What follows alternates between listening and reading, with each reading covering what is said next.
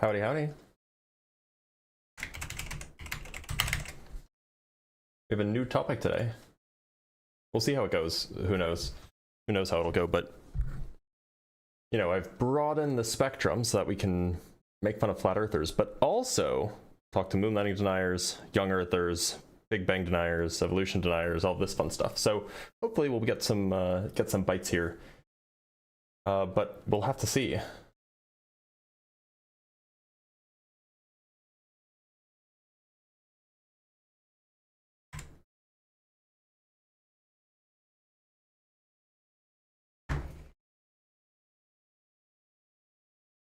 In the meantime, I should probably do some rearranging. This probably needs to go up a little bit.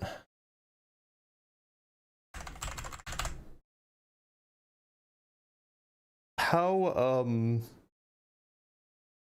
visible is the text in the horizontal, or in the vertical rather? Is it pretty visible? Hoping it's pretty visible.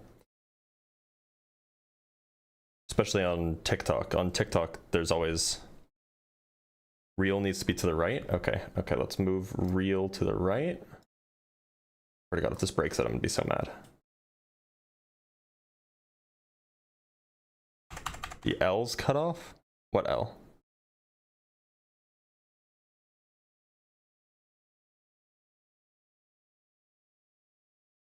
Left, okay. So then presumably the real list also needs to be moved.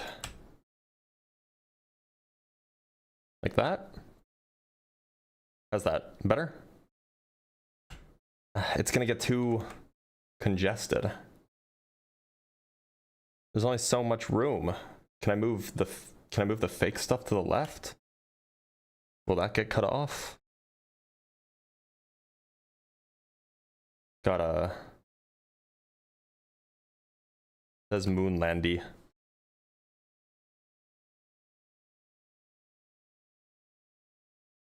Fake text red. That's a good idea. Brilliant. Oh, that's hard to see. Let's make it a little bit brighter red. It's a little hard to see. What if we do like an orangish? It's just hard to read. What if I do like yellow? Yellow could be doable. Let's do yellow.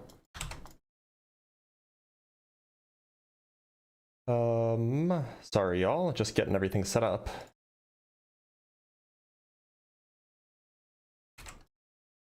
How's that?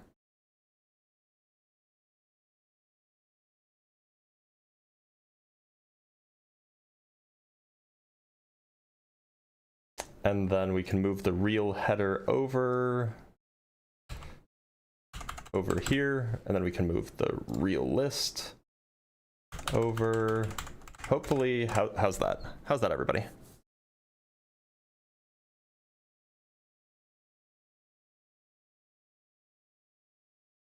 Real is slightly above. Oh God, you guys are the worst. Okay, how's that? Okay, we're just gonna start taking some guests. We do have a few. You don't like the color green? Well, that's the color green that I always use. Okay, let's talk to Fenrir Sun. I believe I've spoken with Fenrir Sun before. In fact, they're a follower. So Fenrir Sun, how's it going? It's going well. How are you doing? I'm doing all right. What you want to talk about? The moon landing. Okay, you think the moon landing was fake? Yeah, definitely fake. You're a physicist. You know it's fake. Yeah, it's definitely real. Nah, because when you go to the moon, and you know that atoms can't. By the way, if this is going to be a troll, then I'm going to ban you. So admit it now or forever hold your peace. Okay, I was going to be a friendly troll, but okay. There are no friendly trolls. All right, let's talk to Ziad. Ziad, how's it going? Hey, hello. Ziad, what topic do you want to talk about? I wanted to ask a question about you being an atheist.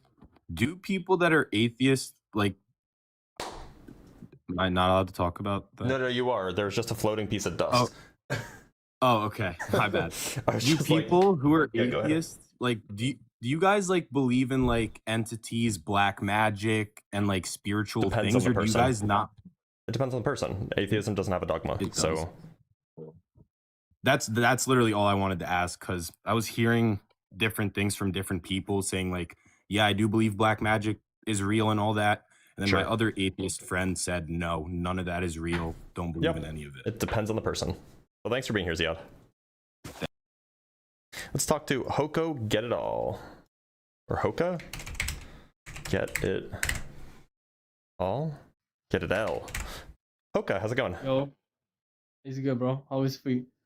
I'm doing alright. Hoka, what topic do you want to talk about? The moon landing. Okay. Do you think the moon landing was fake? Yeah. Okay. Why do you think the moon landing was fake? It is not physically possible to leave the Earth. Why not?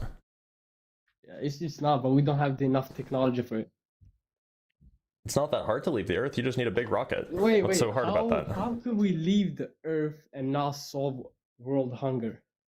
Because one only How- requires a big rocket, the other one requires an extraordinary, Nah. complex global The infrastructure first system. one requires too much technology that we do not have. What's the technology that we're missing? Bro, it's too much, bro. Too much. What technology? And What besides, technology are we hasn't missing? the moon landing been proven to be false? No. What technology are we missing? Wait, how was there wind on the moon? There wasn't. Now, what technology are we missing? Nah, I saw the pictures, bro. I saw the pictures. How can you see It was wind in straight pictures? wind. How can you Bro, see wind in pictures? Now tell me what The technology are we American missing? flag was waving, bro. What technology are we missing? No, explain to me. Why was the American flag waving? Answer the question. Nah, answer my question, bro. Oh, are you a troll? People are saying that you're a troll in the comments. How am I troll when I'm asking a genuine question? How was the flag waving? I mean, everybody's saying you're a troll. Are you not a troll? Bro, okay, just answer this question then. If I'm a troll, I don't care.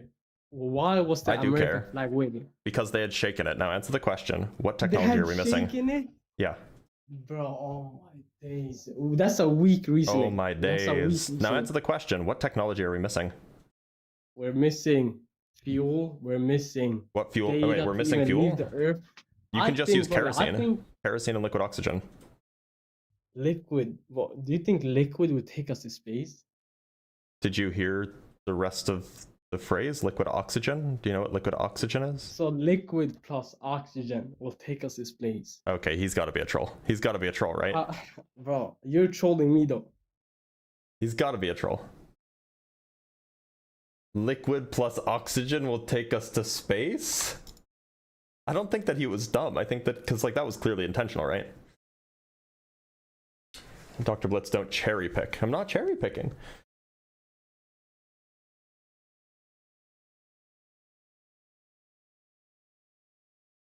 Oh, I'm not picking up, oh my days. I was just making fun of him for saying it. He wasn't a troll, he was born that way. No, I think that he was a troll because he like he heard me say liquid oxygen and then he's like, well, you think liquid plus oxygen, right? So like, I think that he was a troll. But we have another guest. Yo, Blitz. Lil Pabs, how's it going? Oh, good. I just wanted to Glad to hear know, how you gonna be celebrating the first ever Kirkversary? I'm probably not. It's not really something that I'm paying attention to. But Lil Oh, Pabs, do you man, want to talk dude. about any of these topics? Nah, but I love your content. Okay.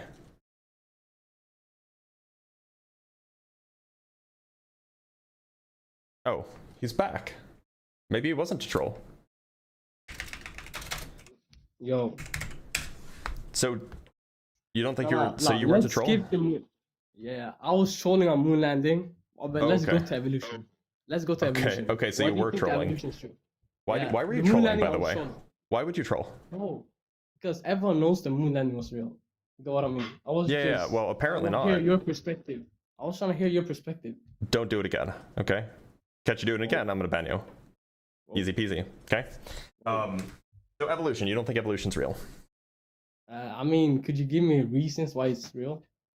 Yeah, it made I'm like it's made 50-50. spectacular predictions about where certain fossils would be, and then when we dug there, we found those fossils. That would be Okay. one excellent piece of evidence.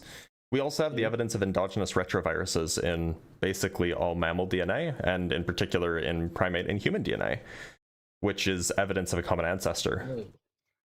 Are you familiar with? So Have you why heard of do we endogenous still- retroviruses before? I don't think so. Okay, Why do we still have apes? that's like asking why do we still have cousins? Apes are cousins, not our ancestors. But The living we apes, used to anyway. be apes, right? We used to be apes. Not the ones that currently exist. So why didn't they evolve? They did. That's why they're the way they are and not the way they used to be. If there are cousins, why are we so much superior to them? What, you don't have any cousins that you're better than? Bro, calm down. What are you talking about? But my cousin, I have cousins that are smarter than me. But why? Oh, okay. the So monkeys you're have them? so in this scenario, you're the ape and your cousins are the humans. But the difference is small. You get what I mean? The difference between humans and apes Right. And are that's much because bigger. your cousins are only related to you going back 2 generations. Apes are related to us going back, I don't know, 100,000 When are generations. they going to evolve into humans or something greater than humans? Sorry, one more time. When are they going to evolve to something? That's not how greater than evolution humans? works. That's how evolution works, bro. It's not. Evolution is getting better by every No. generation. When are No, they that's, going that's to not get what better? evolution is. Evolution is change in allele frequency over time in a population. That's all evolution is. It doesn't say anything about better. Doesn't say anything about worse. It's just change. Bro, evolution is adapting. Adapting is getting No. better. No, that's one way that evolution can happen, but no, evolution is not just adapting. And Pretty adapting much doesn't is. necessarily mean getting smarter, right? It does, bro, because you're adapting to your situation. So you're effectively getting smarter. Okay, so could you adapt by getting stronger instead of getting smarter? You could adapt getting smarter and stronger. Could you adapt at by the getting same time. smaller instead of getting stronger? You could, yeah. Okay, so it could be the case that you could get stronger, or it could be the case that you could get smaller. And with Yeah, respect to depending on the strength, getting situation. small is weak. With respect to depending on the small size, strong is weak. So it depends on the situation. And so the apes that currently exist, sorry, somebody just sent me a message. The apes that currently exist are adapted to their environments. You know, what's their environment and what was our environment that changed us? So most of the apes that currently exist, if I understand correctly, are in sub-Saharan Africa. This is where chimpanzees and bonobos live. Yeah. And they're well adapted to jungle and forested environments, whereas we evolved on the African savanna. Okay. So that's the only difference. They evolved somewhere else, we evolved somewhere else, Yes. and that's why we look this way, and Yep. they still look the way they look.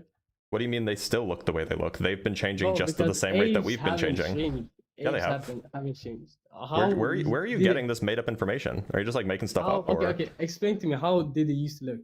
Okay, let me show you a picture of the last common ancestor. It's a rendering, of course, of the last common ancestor of humans and chimpanzees. I bet, show it. So it was the last common ancestor of humans and chimpanzees. I'll just give you a picture. I'll show you something. Obviously this is not we don't have an actual picture, but this is like an idea. Let me pull it up. So here we go. Here's an image Oh, of the last common boy. ancestor between humans. At least this is, this is a guess. Now compare this to chimpanzees, right?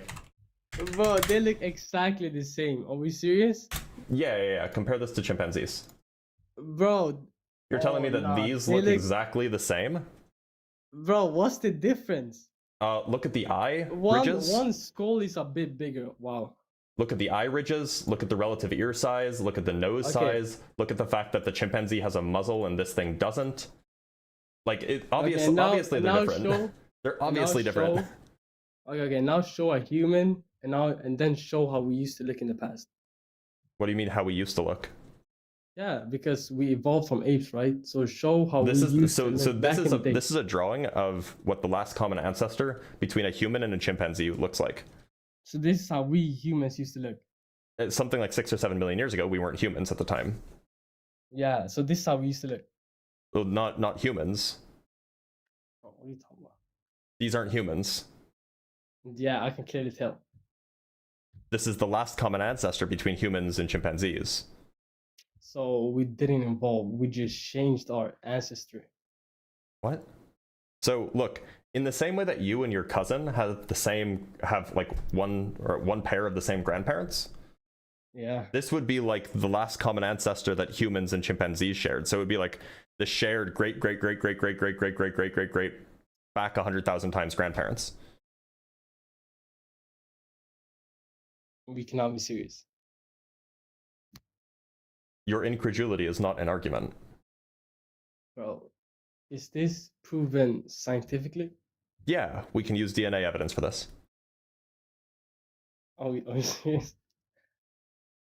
Yeah. So explain the Big Bang. Oh, okay, so we're just gonna completely pivot because you don't have any answer? Bro, like, I'm gonna have to research. I don't have my laptop on me. So why did you come in and assert all of these things if you didn't know anything about it? Kind of I want strange, to isn't know it? your perspective. Well, knowing my You have to perspective know is how you... other people's In order to know my perspective, you ask questions rather than just assert things. That's Yeah, and generally I the idea. asked questions. So what questions did I not ask? You were just kind of asserting that that's not a human, that we don't descend from apes, that we're not that. You were just Yeah, saying a and lot of then you things told without me actually no, and then I asked you a providing any question. evidence for the claim. No, I So asked you a what question. I'm I curious didn't about, prove it. what I'm curious about, and I can actually just provide you the evidence for this, is why do you think it is that humans and chimpanzees share 200,000 endogenous retrovirus genomes or strands? Wait, hold on. Don't we humans and bananas share the same DNA? Like 96%? Yeah, I'm talking about endogenous retroviruses though. So why is that? Why do we? Because we share a common ancestor with bananas too. So we evolved from bananas? No. Have you been paying attention at all? Are we serious? How do Yeah, we I'm share serious. the same DNA with bananas and apes? Because we share a common ancestor with them. So common ancestry, that's the only thing that's linking us with them. Yes. You get and off your that. cousins share DNA because you have a common grandparent or pair of grandparents Well, in we particular. share DNA with everything. We share DNA with all living organisms, yeah. Exactly. So Because we That share a doesn't common prove ancestor with all anything. living organisms. Because all living organisms evolved from the same exactly. last universal common Exactly. ancestor. Exactly. Okay, so we agree. That's my point. That's my point. So we all evolved from a last universal common ancestor. Don't know about that, bro. You just agreed to that. Don't know about that one. You sure? Pretty sure, bro. Okay, if you're trolling again, I'm gonna ban you. Whoa. Bro, I'm your subscriber. You're going to ban your subscribers? Yep. Yeah, good one. L fan, bro. L owner. Mods, ban him. Ban him for wasting my time. Seize him! Straight to the brig.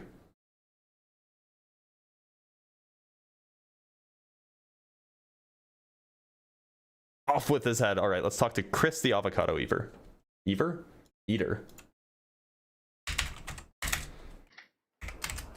Sorry, Chris.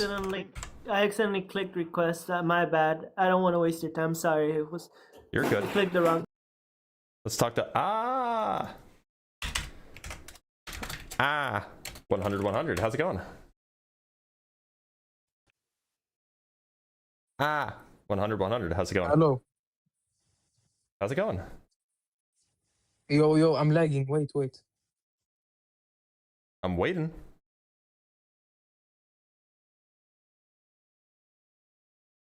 Can you hear me? Oh, he left. Let's read some super chats while we're here. We have $3.11 from Gretchen with the new topic. Watch it be wall-to-wall flurfs now. Yeah, no, the odds of that are quite small.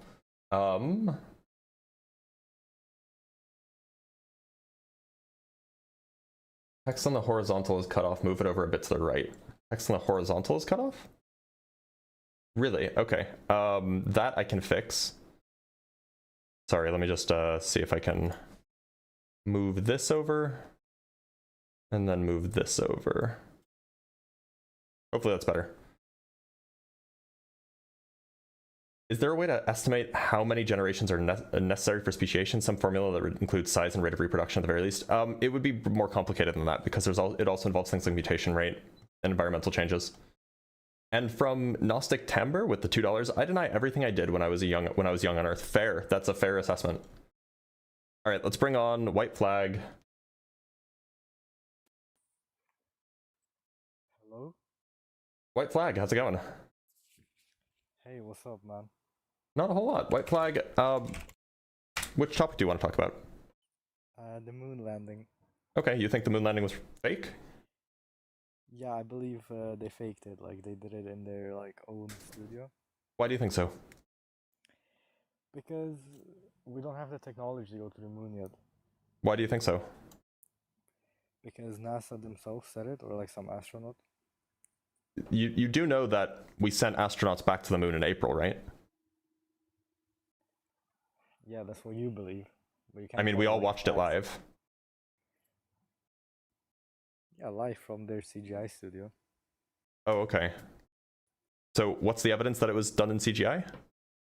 Well, what's the evidence that it wasn't done in CGI? I don't know, hundreds of pounds of moon rocks. We have footage that can be forensically tested and checked to show that it indeed was filmed in a place that was a vacuum in 1/6 gravity. We have a mirror that we left behind that we can bounce lasers off of. Okay. We have why did- confirmation from other countries that have seen our lander. So, lots of evidence. Okay, so, but why when Mars wanted to go to the moon, right? I mean, NASA wanted to go to Mars. And Sorry, they did testing. you were very quiet. Do you want to repeat that? Yeah, my bad. Is it better now? Oh, so much better. Thank you. All right. When NASA wanted to go to Mars, they did some like testing. I don't know where on Earth exactly, but they tested somewhere where it looked exactly like Mars, and then they portrayed it as if they went to Mars. How do you know that they didn't actually go to Mars? Because you can see where they use like the robots on the planet. Hold on, let me pull something up for you. All right.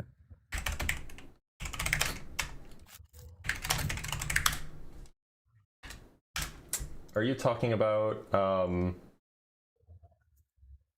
I'm not exactly talking sure what about- it's called. I know, you're not exactly sure of a lot of things. Are you talking about this?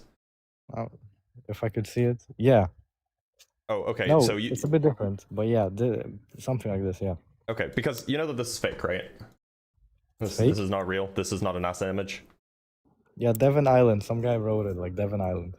Yeah, so there is a place called Devon Island where they do training because it's a very Martian environment. How do you know that they Yeah, and they how do you know pretend- that they didn't actually go to Mars though? That's the question. Because, well, I can't. That's like asking me how do I know there isn't like an invisible unicorn in my room? Like I can't. Like it's a stupid thing to ask. It's a stupid thing to ask. I mean, you're the one asserting exactly. that it was faked, that it was all a conspiracy. Okay, then can you prove to me that they did go to Mars? I mean, you've shifted the goalpost, so do we agree that they've gone to the moon? If you prove to me it, yeah. Yeah, okay. Let me show you. Let me pull something up for you. Hooked on a feeling. I am.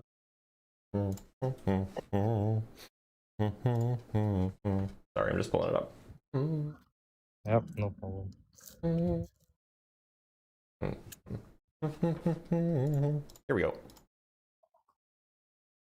So this is an analysis of a video that was allegedly filmed on the moon. Now I can show you the video really quick if you want to see it. You'll probably be like, haha, that's obviously fake, but we have an analysis, so we'll go over the analysis in a minute. Yeah, we'll go over it. So, for example, this is, here's the thing that you're going to say, oh, it's obviously fake, obviously, blah, blah, blah, blah, blah, okay. There's the fake laughter, there's the fake laughter. So like this is so this footage exists. Whether or not it was done in a studio on Earth or whether it was done on the moon, that's the question, right? We can agree that the footage exists. Yeah, the footage, like, yeah, like Okay, the video was made. So yeah. we can figure out based off of the video itself where it was filmed using physics, funnily enough, and that's exactly what these authors did. So we have Hyaseng, Right. or I can't pronounce this name, Changwen Su and Mihaly Horanyi. They're complicated last names, you'll have to forgive me. So they analyzed that particular video. This is the same, these are just stills from the video that we just watched. They analyzed those, and in particular, they were analyzing the dust. See how the rover was kicking up dust behind the back wheel? Yeah. So Don't that see how dust, that's relevant. so I'll explain. So that dust is going to travel through the air along an arc. Now, the trajectory that it tracks through the air along the arc will tell us two things. It'll tell us A, whether there's air resistance, and B, what the gravity is. And so that's what they analyzed. This is, you can kind of see the kind of thing that they were looking at. For this to work, you would already have to presuppose that we went to the moon. Nope, we're and just we know its testing. We're just gravity. testing the hypothesis. Well, we know what its gravity is without going to the moon. We've known what its gravity is for over 100 years. So what they did is they analyzed two separate dust trails, and they found that the vertical motion perfectly traced out a parabola with 1/6 Earth's gravity. That's what that 1.48 is. It's 1/6 Earth's gravity. And the vertical motion of the dust trail didn't slow down at all. So you know how when you throw dust, it like kind of only goes like a foot or two, and then it kind of just falls because of the air? Well, the dust didn't slow down. It didn't slow down like we would expect dust to if there was air resistance. And the same thing happened for another set of still frames. And so, in fact, what they found is indeed the trajectory of the dust perfectly traced out what we would expect from the moon, i.e. it has the gravity of the moon, 1.48 meters per second squared, as opposed to Earth gravity, and it matches the trajectory of a system that's in a vacuum. There's no air. There's no air to be found. There's no air resistance. So what we have, just from analyzing this footage, the footage is real. What we have is that wherever it was filmed in a place with 1/6 Earth gravity and no air resistance. Where on Earth can we find such a place? Don't they like already do astronaut training on the Earth? Like surely they can manipulate gravity. Where has 1/6 Earth gravity? Well, I'm sure you can like recreate in a room. You think that we can do anti-gravity tech? Well, it's not anti-gravity tech, but how do you like reduce gravity by 80? How do you reduce gravity by like 84%? Well, then how do they train like astronauts before they go to space? So they don't train the dust. You can train people by putting them underwater, but this wasn't underwater because there's dust. You realize there's rooms where like astronauts go and they recreate the same thing that would happen in space, like the gravity. How did they recreate the low gravity on the dust? Well, I would have to do it myself somehow. Have to do what yourself? Recreate the dust trajectory? I mean, go ahead. Good luck. I don't know how you're going to simulate lower gravity for dust. Also, keep in mind, it's not just the gravity. It's not just the gravity. This is an enormous. Sorry, I meant to be showing you it. This is an enormous area, and it also has to be entirely within a vacuum. So you have to completely kill a 6 or 5/6 of the gravity, and then you have to film the entire thing in an enormous vacuum Well, it chamber. doesn't have to be enormous. Like the background is obviously fake, like CGI. Which background? Which part's real and which part? Oh, well, so I'm talking about the land. This is like that thing that we're seeing is like 8 feet across. Right? And that thing is like over 100 feet away. So, like, this is an enormous chamber. Well, but you would have to presuppose it's not CGI as well. What CGI was this good in 1972? You don't think we had good like technology back then that like the normal Do you want to people see didn't what the know about? 1972 CGI looks like? Yeah. Okay.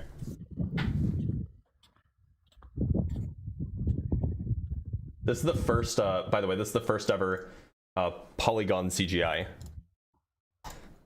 This is the 1972 CGI.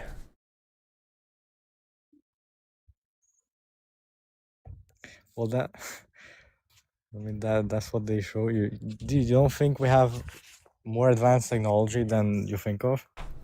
Proof? Evidence? Proof? I mean, Do you have any? Can't prove a claim, dude. Oh, yeah, you can. I mean, At worst, you should be able to provide evidence, right? So, you have evidence? Well, the evidence would be in the, what is it called? Like Area 51, probably. The evidence would be in Area 51. You've got to be a troll. How am I a troll? Because no, Area 51's not related to NASA. Area 51 is an Air Force base. It could be related to anything. Like, how am I supposed to know it's not like hiding some secret technology? Okay, so you're just like making stuff up so then you can fit your conspiracy theory? Well, it's not a conspiracy theory if it's It seems provable. like you have to believe a lot more things about your conspiracy rather than just believing that we've been building rockets for 20 years by the time we started going to the moon. Well, you would first have to believe that, like, space is real. Okay, so it's obviously a troll. How is it a troll? It's not a troll. Why do you think that space is fake? Well, no one's ever been to space.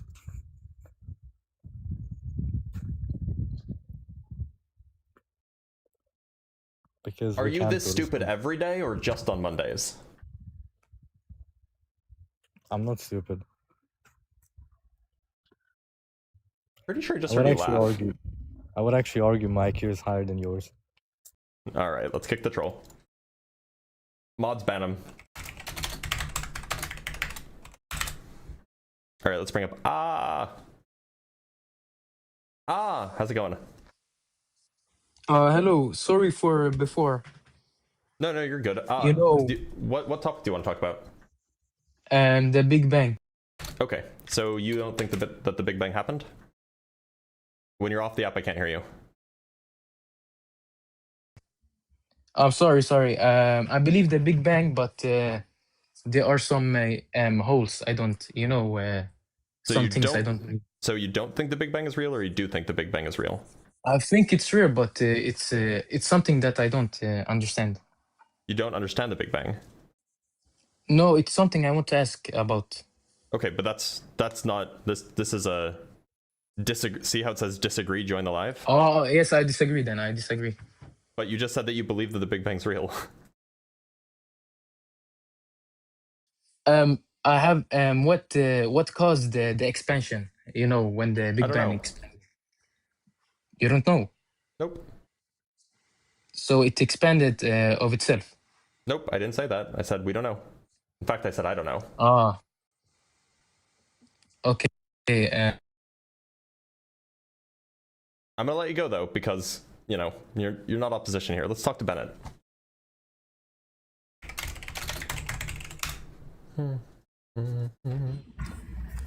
Bennett, how's it going? Not bad, buddy. How are you? I'm doing all right. Bennett, which topic do you want to talk about? Okay, I'm watching your live and I can see that you can bring things up. So do you see that image in the back? How there's like, they say that there's like the ice wall that goes the whole way around. Yep. Okay, if you go to Google, will you do me a favor? Just type in a picture of the flat Earth map in the UN building. Picture of the flat Earth map in the UN building. Okay, let's pull it up. By the way, are you a flat earther? Well, I wouldn't say flat Earther. I feel like they're lying to us about the shape. Okay, so this Like is the the first thing size of that it. The size of it, sorry. I could just show you this. So this is what came up. You're talking Okay, about go this? down. Go down.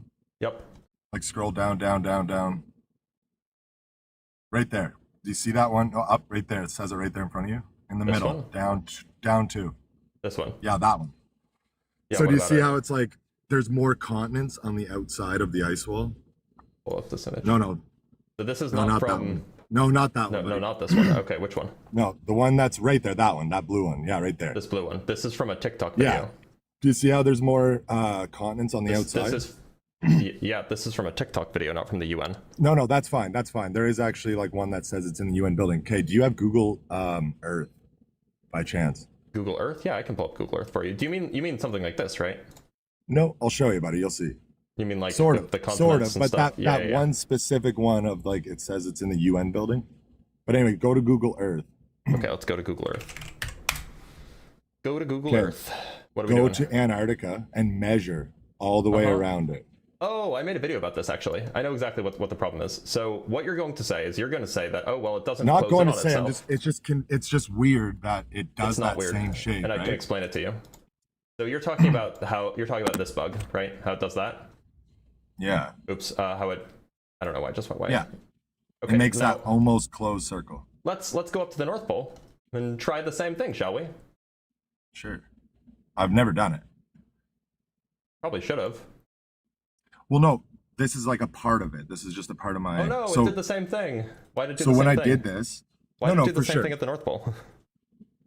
Yeah, that's. It's because crazy. it's a, But it's no, a listen, glitch. though. It's a glitch.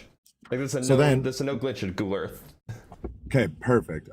But that alone, when I seen that, I started thinking, I was like, okay, what if there actually was more land beyond? So then I was looking at like Nikon 1000s, and like I looked at like the average observer can see before things start to dip over the horizon 3.1 miles, which is like 5 or 6 kilometers, right? But we No, have it's like- technology it's like 5 kilometers, nowadays yeah. that can see further than that without you things and- being obscured. Not at sea level. At sea level, like 18 kilometers, Oh. 20 kilometers. There's videos all over YouTube. Buddy. I mean, if you're looking at very, very tall things, sure. Like, I mean, you Well, can see it, but- like for example, I can see a cruise ship at like 5 miles out with my eyes. I mean, I wear glasses, so I don't have great eyes, but like even I can see a cruise ship that's like 5 miles out because they're enormous. You can Yes, see tall but we things can if they're further also see- away. We can see even further than that now with our new technology. Well, so what you're talking about is that there are some things that are too small for humans to see, but that cameras can see because they can have like zoom optics, which is true. But So, like, cameras you're can't saying- zoom things back when they're over the horizon. Right. But if they say that the average observer can see things Who's before they? it dips over the horizon, well, NASA or whoever puts on NASA the doesn't like, say this. This is just like Okay, in wait. fact, this is the thing that flat earthers say, by the way. well, how big is the Earth? It's 24,000 miles around. We It's know about that it goes 8,000 miles across. approximately. Yeah, and 8,000 miles approximately across. goes about 1,000 miles an hour. So we What? get 24 hours in a day. So with Sorry, what that, goes we 1,000 know if miles it an was hour? a sphere. What's that, buddy? What goes 1,000 miles an hour? Don't we spin at 1,000 miles an hour to create Relative a day, to what? basically? Well, the 24 hours. We spin at a rate of once per day, which is like 0.006. No, I know, but 7 from RPM. from day to night, it's 24 hours. So if it's 24,000 miles around, we can logically conclude that Well, but we it's spin not, around it's not 1,000 miles an 24,000 hour. It's not 24,000 miles around everywhere. It's only 24,000 miles around at the equator. Yeah. But Okay, I'm not- that's I'm the not at largest equator. point. Yeah, it is. Okay, That's true. that's. But like, Alright, I'm not at the equator. I know you're not at the equator, Okay. but that doesn't change the fact that the equator's circumference is 24,000 miles, and Yep, that that's at true. the equator it takes 24 hours, and that means we're going about 1,000 miles an hour. Well, you Like, and I that's- aren't. It means Right, that but the relative to world- the center of the Earth, someone on the Okay. equator would be moving at that speed. Right, but what I'm saying is now we can take that, do pi, and we can actually find the shape of the circle and know how it dips at what, and we've Yeah, concluded yeah. that it's It dips by it's, about it dips by about 1 degree every 69 miles. yeah, isn't that like 8 inches per square mile or something No. like that? They say. No. Oh, I thought that's what they say. But anyways, so even doing that, so like say you're add 10 kilometers, how much further down would that be? It depends on how much further down would it be? Do you mean Yeah, like how much further? So are say you there's a asking like 20 how story far away building. can you are you asking like how big would something have to be to be able to see it from 10 kilometers away? Well, no, what I'm saying is when they came out with all this and they said the Who's size, they? like I don't know if it's for military purposes and like whatever, Who's but that's they? the only thing that gets me. I'm not saying that it's not round, Who's but I'm saying they? that. Well, whoever it is that. Well, okay, do you honestly trust like pharmaceutical drugs? Do you trust our food industry? that Do you have to trust do with anything that you anything? put in your body? What The does that fact have to that do with anything? the people that Who's they? control the world, man. Who? The people that control the world. Who are these people? You know. Well, they're supposed to be fucking. You're telling me honestly that. Who are these people? Well, you're asking a Is question. it like the lizards? Well, no, I don't believe it. Like, I don't. No, that's not what I'm saying. Okay, then who is it? I don't have a name. Honestly, I don't Okay. have a name. So But how do you who know controls- that? How do you who know that these controls the people FDA? control it? Well, who controls the FDA? I don't know. Who's the head of the FDA? Yeah. So they allow let's all Google the who bad is things to be put in our Head food, of right? the FDA. But yet people, The they head like. of the FDA is Kyle Diamantis, is acting commissioner. Did you know, Look, like- so you look- you can blame Trump for that. By the way, Trump was the person who put Kyle Diamantis I'm in not. charge. I'm not American. Okay, that's fine. I mean, but you can blame Trump for that. Is my point. Like he was the one who put Kyle Diamantis in charge. Oh yeah, no. Oh, but I know like the Like United the States FDA food is changes every 4 worse. years or every 8 years, right? No, for sure. But it always, the recipe for everything stays the same. So just No, it because it doesn't. changes hands. Have you looked?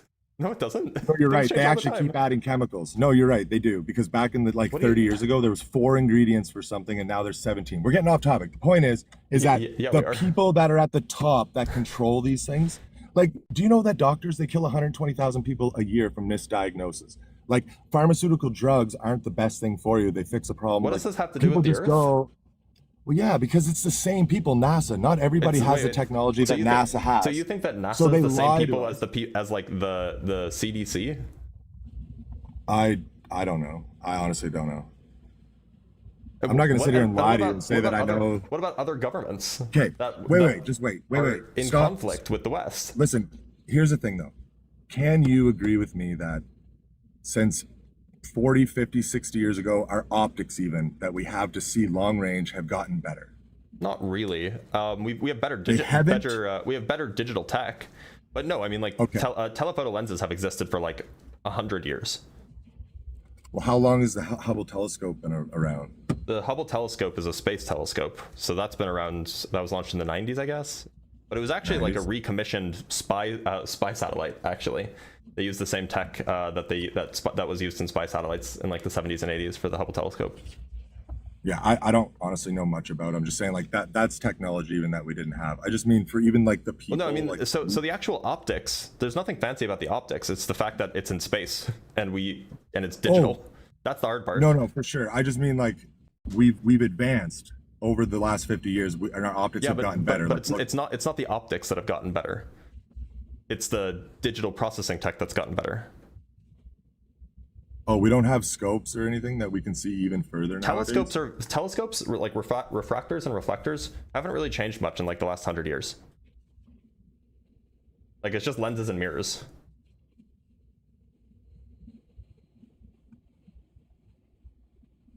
We've had it that long? Yeah, lenses and mirrors are not particularly sophisticated. Now, like, so what we can do with like better manufacturing technology is we can build like bigger lenses and bigger mirrors, but those aren't the kinds of things that you find in like cameras. The stuff that you find in cameras are sufficiently small that like we've had that kind of stuff for like over 100 years. Like we do have like enormous, like truly enormous mirrors now that are in some telescopes. And so like we have better manufacturing capabilities now, so we can build those now when we couldn't have built them 100 years ago. But the actual tech behind like how mirrors work, how lenses work, like none of this has changed. I just don't see why. Like I get atmospheric distortion. You know what I mean? Like look at how small the sun looks when it's at noon, but then when it's going over the horizon, it's like 9 times bigger. You know what I mean? Like the look of it. So we have atmospheric distortion. That's actually not an atmospheric effect. That's a optical illusion, right? That's a thing that our brain is tricking us with, and it's because when it's high up in the sky, there's nothing around to compare it to. But when it's low in the sky, you can compare it with like distant trees and mountains, and it looks like its actual size when it's at the horizon. Is there any atmospheric distortion that would play a part in that? Not in the size, no. Well, we have like water molecules that are in the air. It's almost like that, you know, when you're driving on the highway and see that doesn't like that doesn't make things bigger. At least not in any way that's noticeable to humans. Oh. Okay. Well, I appreciate your time, buddy. Thank you so much. Yeah, I suggest looking into like how we know what we know. It's probably worthwhile. It's not that. I think that they lie to us. Well, right, but you don't have any basis for this, is my point. So like it's worth looking into how we know what we know and why they, like NASA or whatever, say what they say. And look into see if there's other organizations or other groups or other individuals who have come to the same conclusion without being involved with the government. Because what you'll find is that indeed they have. Like the size of the Earth, that was figured out 2,500 years ago by the ancient Greeks. This has nothing to do with the government, right? Have you ever seen the Georgia Guidestones? Yeah, they were put up in the 80s and they were, blown up like 5 years ago, 10 years ago. Yeah. What are those? Like, what do you? There was like a rich guy who had them built because he wanted the world to be a certain way. No, but just the way that they worked.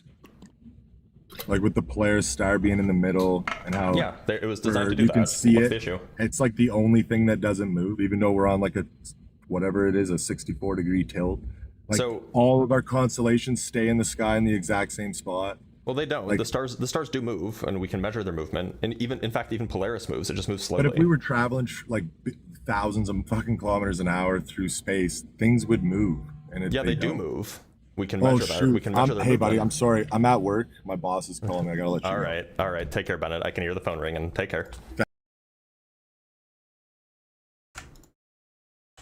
He was somewhat good faith. All right, let's read another super chat or two, and then we'll bring up another guest.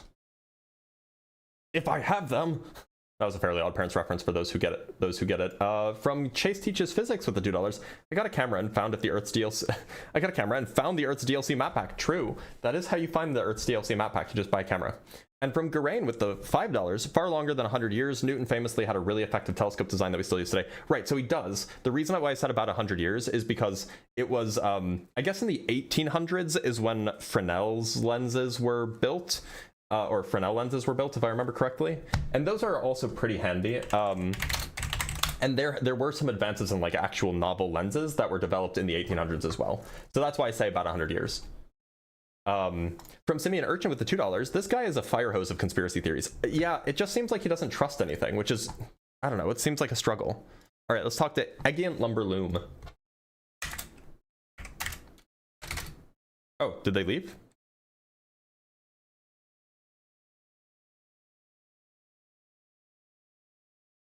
I guess Eggiant Lumberloom left. Okay.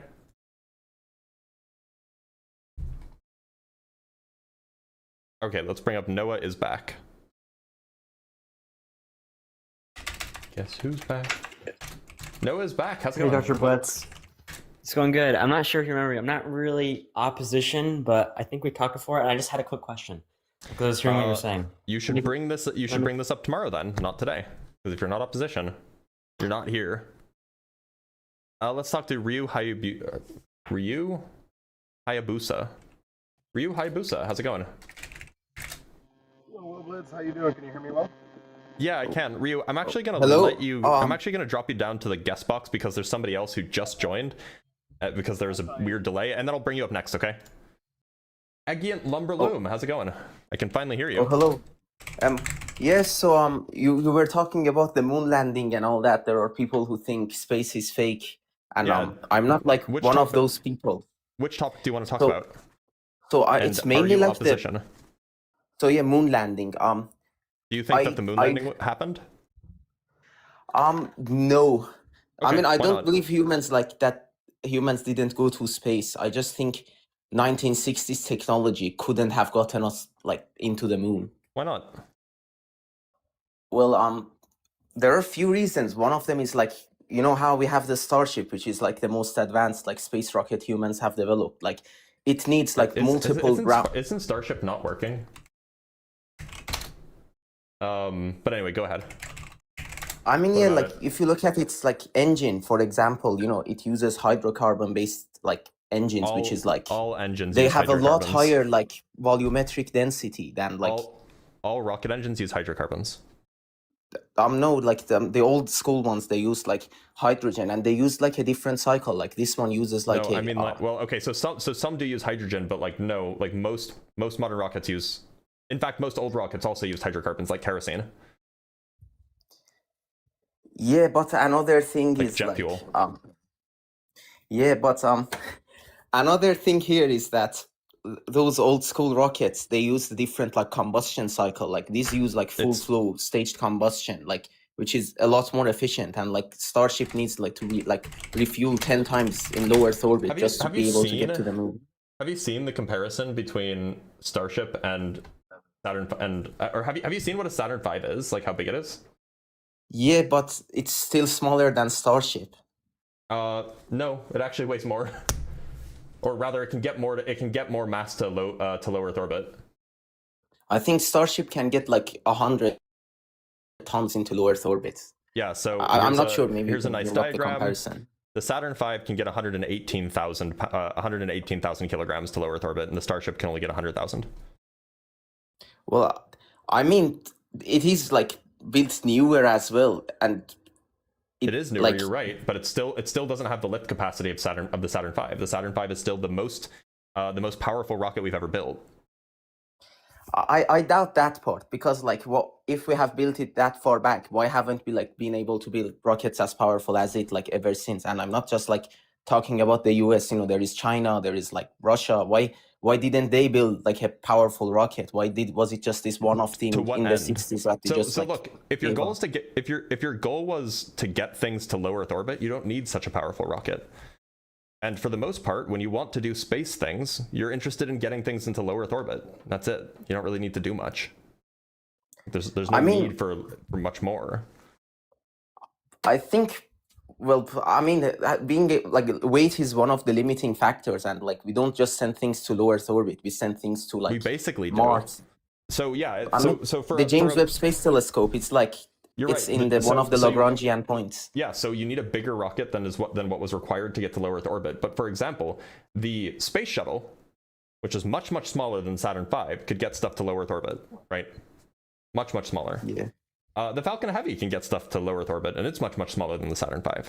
So the point is that you kind of have two options. Option one is you can lift a lot to low Earth orbit, and you can use a fairly small rocket. The second option is you can lift a little to Mars or Pluto or Jupiter or wherever, and you still don't need that big of a rocket. But if you want to lift a lot to beyond low Earth orbit, you need a huge rocket. And it turns out that it's just not very desirable to lift a lot to beyond low Earth orbit. There's just not a huge call for it. I mean, I think like there was not a huge call for it even back in the 60s. Like, well, except going to the moon. Right, going to the moon is challenging. Yeah, I mean, it might get a bit like conspiratorial, but I'm pretty sure you've seen those videos of the astronauts where they are like swear on the Bible and they like refuse. I mean, they might just not be religious. What about the three astronauts who landed on the moon who did swear on the Bible? Well, it's possible that I haven't seen them. I mean, it would be nice if you could show the videos. One sec. Moon landing astronaut swears on Bible. There were 3 of them, and I can pull up their names. We have hold on. One of them had a last name of Bean. Is it the one that happened in the 60s or the 80s? We only went to the moon in 1969, 1970, 1971, and 1972. So we have Edgar Mitchell, Alan Bean, and Eugene Cernan. They all swore on the Bible that they landed. So it's the later moon landings, not the very first one. Yeah, but like, are you saying that we didn't go to the moon in 1969, but we went to the moon in 1970? It's possible. Like, it's possible. Like, you know, plans change. Wait. So you think that it was impossible in 1969, but it was possible in 1970? Well, I mean, failures happen, you know, when you try to launch things into space. I mean, look, so there were failures before 1969. Why didn't they just push it back a year like they did for the previous cases where there were failures? Like, Apollo 1 in 1967 blew up and killed everybody on the launch pad. Killed everybody inside, right? And then they halted the program for like a year. Well, I think there was Why wouldn't they do that again? I think there was this big like incentive from the government to win the space race. It was the Cold War and all that. So I think, you know, the Soviets, they had their own like moon program, and like if they had just admitted the failures, you know, like it would have just let them go to the moon first. Like, for example, they admitted the failure of Apollo 1. Yeah, but Apollo 1 was like super early into the space race. I think it was in 1967. Before. It was 2 years prior. Oh, well, I mean, I don't know how, like, I don't know, maybe... My guy, I don't know what to tell you. You're just getting your conspiracy theories mixed up. If you think that the moon landing didn't happen, you think that it didn't happen in Apollo 11 or Apollo 12 or Apollo 13. I think 13 they actually... I mean, if it's possible Apollo 13 that they screwed up, and then 14, 15, 16, and 17. You're getting your conspiracy backwards. Like, I think what happened is that they just sent people into like low Earth orbit and like had them landed back down. Like, you know how I mean, brings me to my point. Like, you need refueling to go to the moon, but refueling, like space refueling technology didn't exist back then. Let me show you something.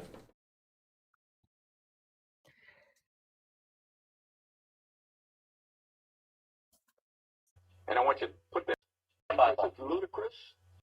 Hold on. Absolutely. I think it's ludicrous, and I want you to put that on film. It's ludicrous. I swear, under penalty of perjury, I swear under penalty of perjury, treason, and eternal damnation. And eternal damnation. That I walked on the moon. That I walked on the moon on Apollo 17 for 75 hours. I lived on the moon on Apollo 17 for 75 hours. Plus 6 other astronauts. So like, I mean, like, do you agree, like, that say China right now is more advanced than, I mean, even America today, both China and America today are more advanced than they were in the 60s. yeah, it's not a tech issue. Going to the moon is not a tech issue.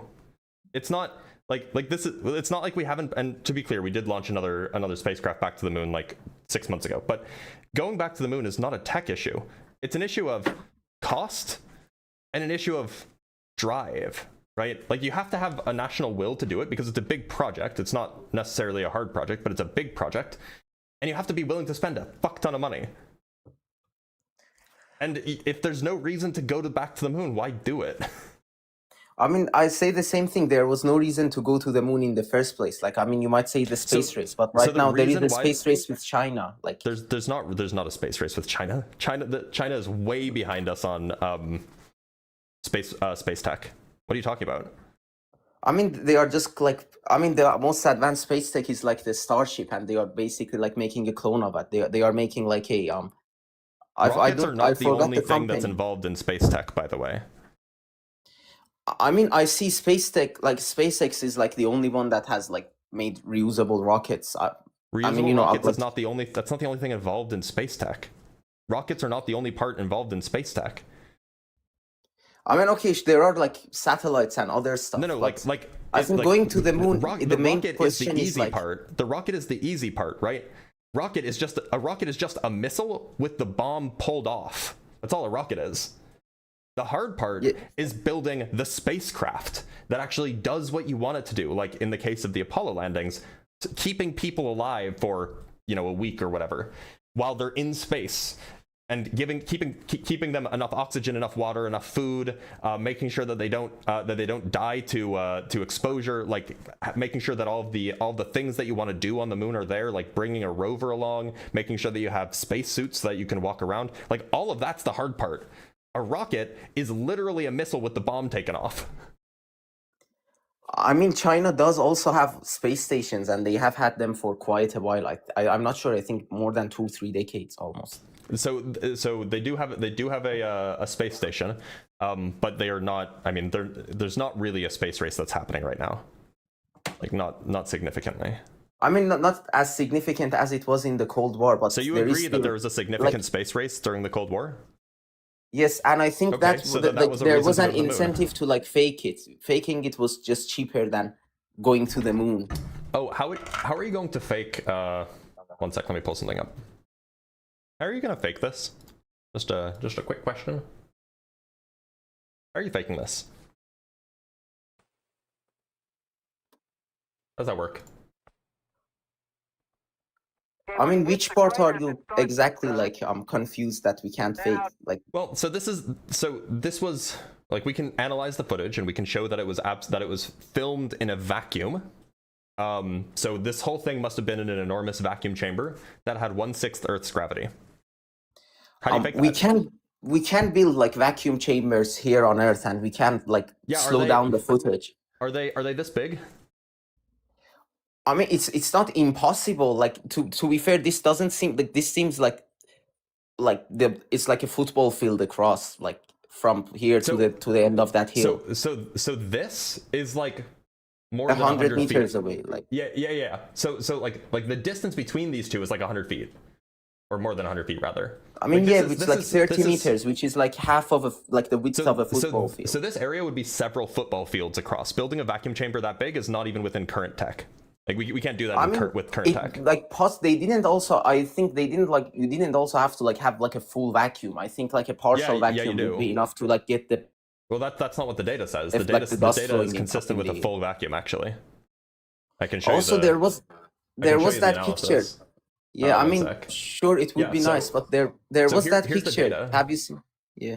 Here's data from that footage. You can analyze that footage. You can do it yourself. I have. And what you find is that the data is entirely consistent with no vacuum, or with, so these green lines are what you would see if there was not a vacuum, right? If there was air resistance. The data is entirely consistent with no air at all. So yeah, it would need to be a vacuum chamber. I don't think you need to build like a vacuum chamber like that big necessarily. You can build a smaller chamber and like do cinematography techniques to like put the background there. Like the vacuum chamber only needs to be the size of like a living room. So then how is this thing driving continuously for so long? I mean, there are like cinematography techniques. They could have like stitched multiple videos together. I don't know. This is one continuous frame. It doesn't. There's no cut. Right. I mean, they were good. They were very clever at it. Like, you know, you watch a Christopher Nolan movie, like you can analyze, you know, like how he exploded the bomb. You can say, oh, it was a real nuke. You know, we did like this analysis and all that. In 2020, yeah, where we have CGI. They didn't have CGI back then. No, actually, Christopher Nolan didn't use CGI for the nuke explosion. Like he just like tested with chemicals. Okay. You know, and then like every how would you fake this? How would you fake this? Well, I mean, there are techniques, you know, as I said, building like a smaller vacuum chamber. You can like basically there was back then there was black screen, which is like modern day equivalent of like a green screen. So so you can make a small vacuum chamber. By the way, do you want to go take a look at what like the modern day equivalent, like I'm familiar with this, like it's the back screen or whatever. You want to go take a look at like the modern day or at the that version of the green screen, the back what was it called, the back projection? Yeah, I think back then they had like, it was a black screen where they would like... No, they would basically have a projector. They would have a projector behind, like a really large screen projector, and they would project on it from behind. So 1960s back projection. Let's just go find it. I mean, if they were going to fake it, they would be like very good at it. You know, they had all the budgets. Like they were going to use the best cinematography tech of the time. They weren't going to like fake it like a kid in Viva Video or something. It's not an issue of could they spend enough money to make it happen. It's an issue. Sorry, I have to.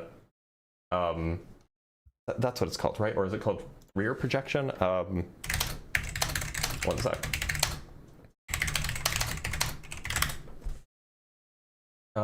It was back projection or something. Yeah, it is called back projection. I just want to find an example of it. Oh, maybe it's called rear projection. One sec. Also, in the meanwhile, there was that picture of the moon where, like, and actually, I think it's like. Hold on. I think some credible news sources also posted it, where like you could see it was a picture of the Earth from the moon, and it was like the full Earth, and you could see that it was like stuck there. If you brighten the image, you could see like there was like a rectangle. I don't know. I don't know what you're talking about. It's called back projection. Anyway, before we change topics, I just want to close up on this. So with regards to the rear projection thing, basically what ends up happening for rear projection is that you can it can look generally pretty good. Like Gone with the Wind did this, for example. But generally, in order to make this happen, you have to have a sharp dividing line between the back projection and the actual set. And then when you do that, like it can look very, very good, but there will be that dividing line. And so you can just go look at some photos from the Apollo missions, and there just is no dividing line between the back projection or between the alleged back projection and the set. I mean, there are actually some, like, I mean, I'm not exactly in the video, but like there is something like this in the pictures I was talking about. Like you can look at the picture of like Earth from the moon and like just search fake. I think New York Times was like posted it like. Okay, I mean, they now explain it. They just rotated the Earth so it faces right up, so it looks less fake. Like they said, the picture was real. Which one are you telling me to look at? Oops. Do you know you can bring it up? Like there was a picture of. Yeah, and just like you can just Earth from the there moon was the fake. rectangle. Just like put like rectangle. Okay. Like where you could like see like a small rectangle. Are you talking about like an image artifact? No, there was like an actual rectangle on the around the Earth image. Like it's just like they took the picture and like put it artifact. That's a rendering artifact. I mean, the rectangle wasn't like exactly like perfect. Like it wasn't like it was like a tilted rectangle. That's how you know that it's a rendering artifact. Let me just search it up for myself. Really. Like that's what happened. That's what happens when you compress something and then you try to extract high contrast from it, right? Hooked on a feeling.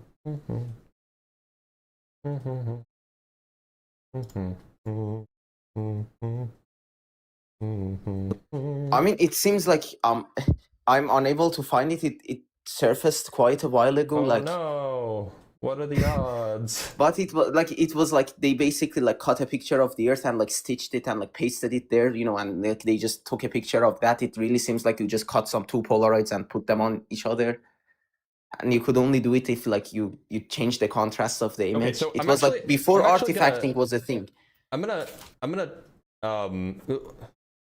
if you're looking at it online, it's been compressed, right?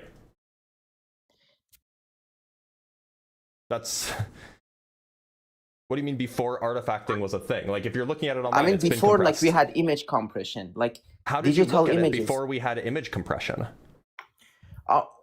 I mean, image compression artifacting, it's usually like aligned to the grid of the actual like pixel grid. You know, it's usually not like that's tilted. not what like happens that. with JPEG compression. Here, I can actually just show you. Let's just Google JPEG compression artifacts. Okay, so here we're just gonna look up some JPEG compression artifacts. So look at this. Why is there an apparent square around this eye? Oh yeah, but the square, as you can see, the square is like aligned with the pixel grid. It's like 90 degrees. It's either horizontal or vertical. That other what about over square, here? it was like tilted. I mean, yeah, it's like stepwise. It looks like steps. So like I don't know what it's square not you're like, for talking- I example, don't know like what it image you're doesn't have talking like a about. 30-degree tilt. Here's another example, by the way. This is interesting. What's that red blob? Why is that just there?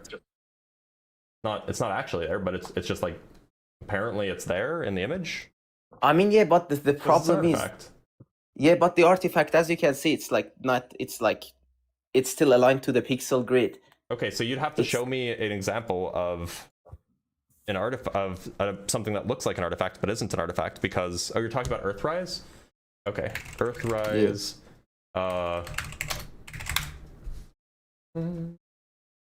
Okay, let me see if I can find it.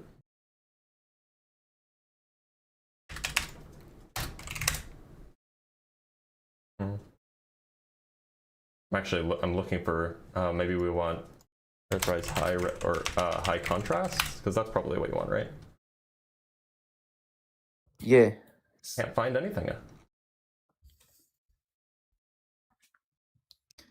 Earthrise increased contrast photo. So are you talking about this image just like with its contrast bumped up? Yeah, it was something like that. But Okay, the rectangle you would see was like tilted. So it looks like it was basically, they took two Polaroid images and put them on each other and like photographed that and started printing that. Okay, so I don't know, I can't find any examples of this. Are you referring to maybe this one? It was like an analog faking of the image. Yeah, something like that, yeah. Okay, so you want to just like, we could just put this in GIMP. Want to just put it in GIMP and see if we can up the contrast? GIMP is like Photoshop, and we can just see if we can pull up the contrast.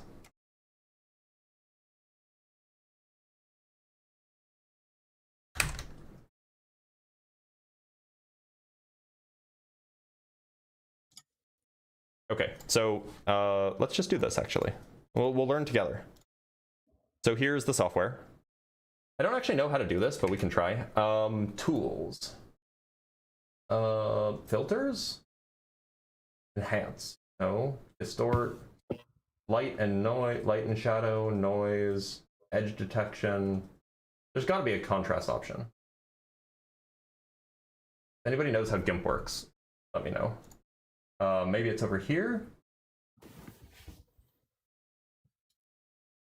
Image, no. Layer.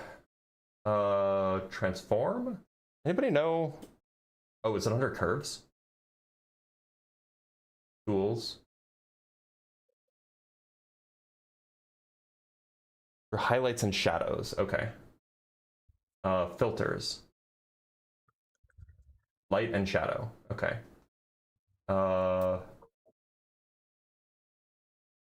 Curves, hue, saturation. Okay, well, but there's not a curves Not a curves option. I don't I see the think you curves can option. just decrease the black point. So Okay, like, hold on. We got that's what I'm trying to figure out how to do. Select colors, The then black click brightness point setting. contrast. Colors, brightness contrast. Here we go. Okay, cool. Yeah. Okay, we got it. Ladies and gentlemen, we got it. Okay, so here we're just gonna swing up the contrast. Swing up the contrast. Oh, see how there's nothing? How it's just. oh, and it's just the other way. Like, I'm just changing the contrast.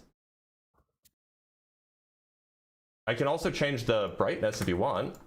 But that's not really doing much either. So I can go find another picture. Do you want to try with another picture? Is there another picture that you want to work with? We can try with this one. maybe if there are other images, yeah, I think it's this one. Okay, let's try with another one. Edit. I want to select all. Delete layers. Delete layers. Also, like, while Okay. doing this, there is a lot of like then we reasons have to go to the moon in not to general. select, Like, no. There are a lot of There reasons is- to go to the moon. I agree. like there is a lot of, like, for example, you know, the Drop to creators of selection, the no. moon, they are Drop to basically content. like, There we go. Okay, so now we're just going to go to colors. We're going to go to brightness contrast, and we're gonna do it again. Oh, nothing's happening. There's no. I mean, I remember there was that image. Like, I remember I then what about- downloaded but what it about from these ones? These ones NASA are itself, real. and I went to my own like phone setting, like the These ones are iPhones. real. I Like, just showed you that those ones are real. So where did I know, those ones I don't come know from? what has happened to it. Like, I should have been a bit more prepared. The Actually, point is, now that I I think don't. about it. The point is, it doesn't matter if you can find one where it looks fake because I just showed you two that are real. Yeah, I mean, it's possible those were also, like, you know, taken like later So by then- robots. Like, Oh, you know, we okay. have like So. like the thing is, it's like, By the way, the one I just showed you, the one that we just looked at, was from Apollo 11. That's Earthrise from Apollo 11. So like, it wasn't taken by robots, unless you think that like I mean this was the first one, right? So like, it's real. or it could have also been edited. Like, you know, we had satellites in space. You could have just taken a picture and like put Earth on. Like, How would? Oh, okay, on a but then pic- why aren't we seeing? Look, so your claim is that they like stitched them together, and that's why like there's a square. Yeah, But we're not seeing the exactly. square. So where's the evidence of the editing? I think the thing is, I should have been a bit more prepared with the exact image, because like I remember I did it myself and it worked on the iPhone's photo like editing app. But right, no, but you're not getting my point. The point is okay, maybe at least one of them was faked. I showed you two that were real. How do you explain it? I mean, maybe I think they could have possibly been better at faking it. This is from 1969. I mean, yeah, it was fake from 1969. They just like put a picture of an Earth they from got better at some. faking it at the same time that they were bad at faking it? Why could they I fake think some those well and not one fake could others have just well? been. I think that one could have just been like one. You know, it was like probably a big workshop. You know, it wasn't just like one person working on it. It could have been multiple people, and Okay, so now you your just claim had is one that- is that person who most was of them bad were- at his job. He So- perhaps like dialed Okay, the okay, exposure of his let's back camera up. wrong, and he could like. So let's back up. So now it's the case that even if they were all perfect, you would say, well, they could have just been good at faking it. I mean, it seems like it's an So the evidence isn't unfalsifiable evident. claim. Yeah, but it does. like, It does seem like that. I mean, for the record, like, I'm not like religious or anything. I'm just saying, I just don't think that. I think the incentives to fake it were very strong, and like, I really think if we had the technology to go to the moon, we would have already been there. Like, We did. We went 6 lot. times. yeah, Do you know that's the why? thing. Like, Do you know why? for example, do you know why we you know- canceled the Apollo mission? Do you know why the U.S. canceled the Apollo program? I mean, why? I would like to know. Because the public was losing interest. So you can go look at the ratings, like you know about like TV ratings, where like it tells you how many people are tuning in for a certain thing. You can go look at the TV ratings for Apollo 11, the first moon landing. There were like, it was the most watched event in human history. You can go look at the TV ratings for the Apollo 17 moon landing. There were plenty of TV networks that just didn't air the moon landings because nobody was interested in watching them. When you're off the app, I can't hear you. Yeah, oh yeah, that's the thing. So- I was just searching like what percentage of the US budget at the time was spent on the moon landing. Yeah, you can look it up. The NASA's budget was about 5% of the GDP, or 5% of the US budget at the time. I mean, yeah, I'm not sure, because like from It what was I about heard, 5%. like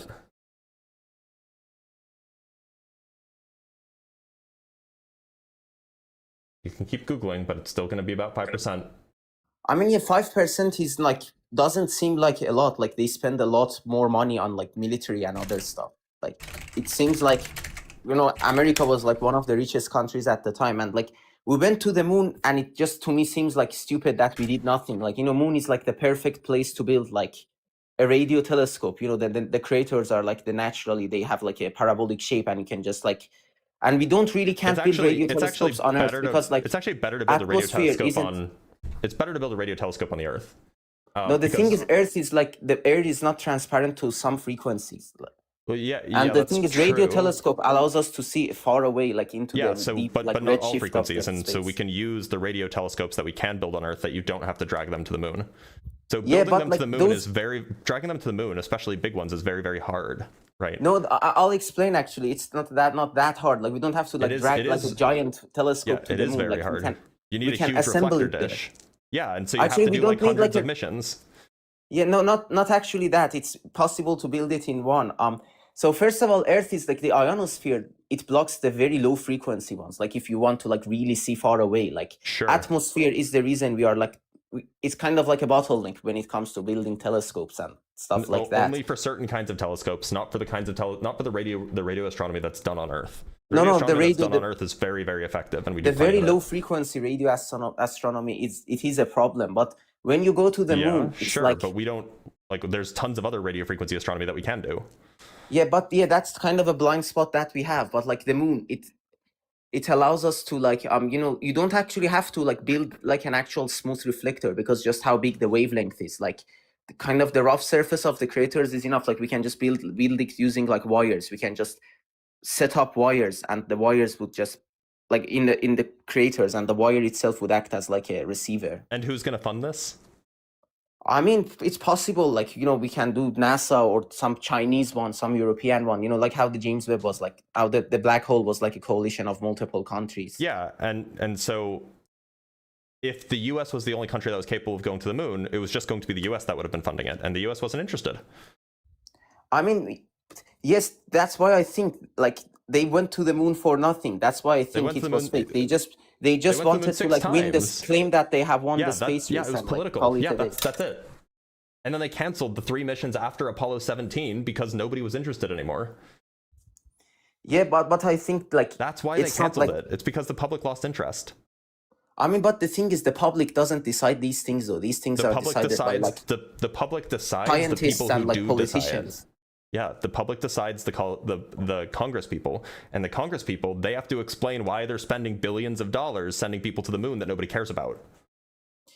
I mean, yeah, but like right now, you know, technology has advanced. We have like private companies. Like, why don't they? And by the way, I'm pretty because sure those there is private that companies like can't get to the moon on their own. Yeah, I'm pretty sure. They don't have the I forgot infrastructure. what it was called, but I'm sure there is those like wire. I think you know what I'm talking about. Those like very like low frequency wire telescopes you can build on the moon. Like you still have to get things to the moon, and you still have to send people up there to build. Like, okay, so even if let's say that's the thing. Let's say, why hold on, doesn't hold like on, why hold on. don't Stop US or talking. China? Why Hold don't they on. just hold on send people? Hold on. So if you want to build a telescope, let's say that you have some ingenious idea that can use the shape, the rough approximate shape of the I don't know, I can't talk. Let's say that you can use the craters to construct your telescope, but you still have to put all of the wires around it so that it's a few kilometers across, right? Yeah. That involves lots of people working for many hours. It's easy to bring 50 people to a work site to work for 8 hours a day for a year. That's easy on Earth. That's not easy on the moon. How long do you think it would take to build a telescope? Yeah, that's precisely the point. Like, we don't have the technology to send humans and life support and everything No, we to do. the moon and back. Wait. To be clear, it is much easier to send people to the moon and have them stick around for like 2 days and then leave than it is to have them stick around. Than it is to, or it's easy enough to send 2 people to walk on the moon for 2 days and then have them come back. It's much harder to have them send 50 people to go work for a year.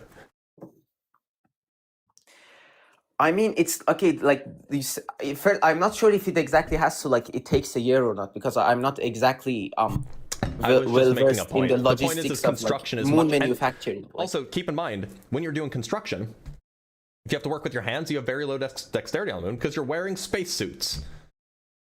Yes, I don't know about all of that. Like I'm not like that well versed in how they would plan the manufacturing on the moon. The but point like, is if it's we much can harder already to go build to stuff the on the moon, moon. It's much harder to build stuff on the moon than it is I to know, just but go to if the we moon. can already go to the moon, like it's not like we have to like build it in one day. You know, like Rome wasn't built in a day. Like Yeah, we it would sent be a really solar expensive battery. Like is the point. we sent some That's the point. solar. We can send some like solar panels and like a battery. And you know, we can like, I don't know, send one every year, and after a couple of years we have like basically electricity on the moon, and we can like use the local ice on the each moon to mission do costs how electrolysis. We much? have oxygen. And how much does each mission cost? Well, I mean, it costs the same as much as going to the moon. Yeah, and they only did that 6 times. Yeah, but it cost billions of dollars. Yeah, that's the point. They did that without even refueling. Like, why does the Starship need to refuel 10 times just to Because reach the Starship is has less brute strength, brute power, brute fuel ability, or fuel containment compared to Apollo. Because the Starship has a lot more stuff that it has to be able to do. It has to be able to land itself, it has to be reusable, for example. There's a lot more that the Starship has going on in it that makes it more technologically advanced, but less has less brute force, if you will. I mean, but like it's like being okay, hold on. reusable. Let's just back up. You're just saying, oh well, you know, if they could have gone to the moon, they should have done this, and this. Okay, so you're just like trying to understand why the public didn't want Congress people to do XYZ things. Like, look, that's politics for you. But the reality is, we did go to the moon. We have moon rocks. We have hundreds of pounds of moon rocks. We left a reflector on the moon. We have footage from the moon. How are you going to fake all of this? I mean, also another thing, like the reflector, like I think it's probably like, I don't know when the reflector was left on the moon, but it's not Apollo like 15, that hard. if I remember correctly. It's easier to like it's easier to just like shoot a mirror on the moon than to like send humans and like have them be sent back on Earth. And like they also need the heat shield to land back. Hold on, now you're saying it's easy enough to land stuff on the moon, that they could have done that in the late 60s, right? I mean, it's possible to just send one mirror, but the point is they landed humans and they landed them it's not just back. one mirror. They have to get it to the place where they want it to go. They have to set it up, right? Yes, but So, also like, the thing with humans is that it's not just like launching a single mirror that weighs like a pound. like There's a whole bunch of stuff that has to go with it. When those humans came back, they came back on the same rocket. No, it wasn't the same rocket. They didn't use the Saturn V to land. No, I mean it was like within the same rocket. Like they didn't swap rockets like me. Yeah, and what of it? When you're off the thing is, it's very heavy. Like, you know, they had to carry a lot of like load, like things a lot of fuel. Yeah, it turns out it's actually not hard to get. It turns out it's not hard to actually leave lunar orbit and get back to the Earth. It's not that hard because the moon's already orbiting the Earth. You just kind of just have to get out of the moon's gravitational pull, and then you just fall to the Earth. That's not so hard. Yeah, but like you have to slow down. Like it doesn't take a lot of fuel to do it. No, you don't have to use fuel to slow down. You just use the atmosphere to slow down. I mean, but the atmosphere burns. Like all of these rockets, when they like they don't like. That's why you have heat shields. They don't come down at full orbital speed. Like they kind of slow down a bit before coming down. The Apollo missions did. They didn't slow down. No. Oh, and that's another thing. Like I think that's another evidence of it being fake. Like full orbital speed is like a bit like too much for heat shields of the time to handle. Like we see how easily starships destroyed. Heat shields are not hard to build. I mean, we are seeing how many starships, how they have heat sheet failures and all that. Like in 2026. Yeah, I mean, maybe not 2026, but like 2025. I mean, but no, like it's certainly what he's building is way more advanced. Like, for example, he has materials that can handle hot hydrocarbons and hot oxygen. Back then, if he's using too high-tech stuff, there's a lot more points of failure. I mean, I still like believe that we are more advanced than we were back then. And We were. Like, it's not hard to go to the moon. It's just expensive and dangerous.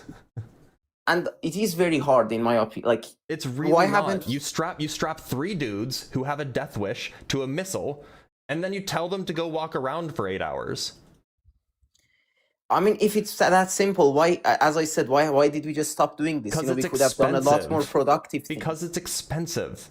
Yeah, but if we are going to already spend, like, yes, it is expensive, but like, so it's going to space in general, but we still do go to low Earth orbit. So we go to low Earth orbit because there's a lot of useful stuff to do there, and it's way cheaper to go to low Earth orbit than it is to go to the moon.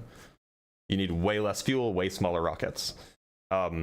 And like you can put satellites up there that can do useful things, like can do you know, communications, for example. So like low Earth orbit is spectacularly useful. I'm pretty sure like moon would be very useful as well. We can put like satellites there as well. There's a cost benefit analysis that needs to be done, and it turns out it's not worth it. Yeah, but to me the idea that like we just like stop, like, you know, suddenly we were able to go to the moon in the 60s, and then suddenly like no one has been able to go to me. Okay, just like let's pretend you're right. Let's pretend they faked it. Why would they fake it 5 more times?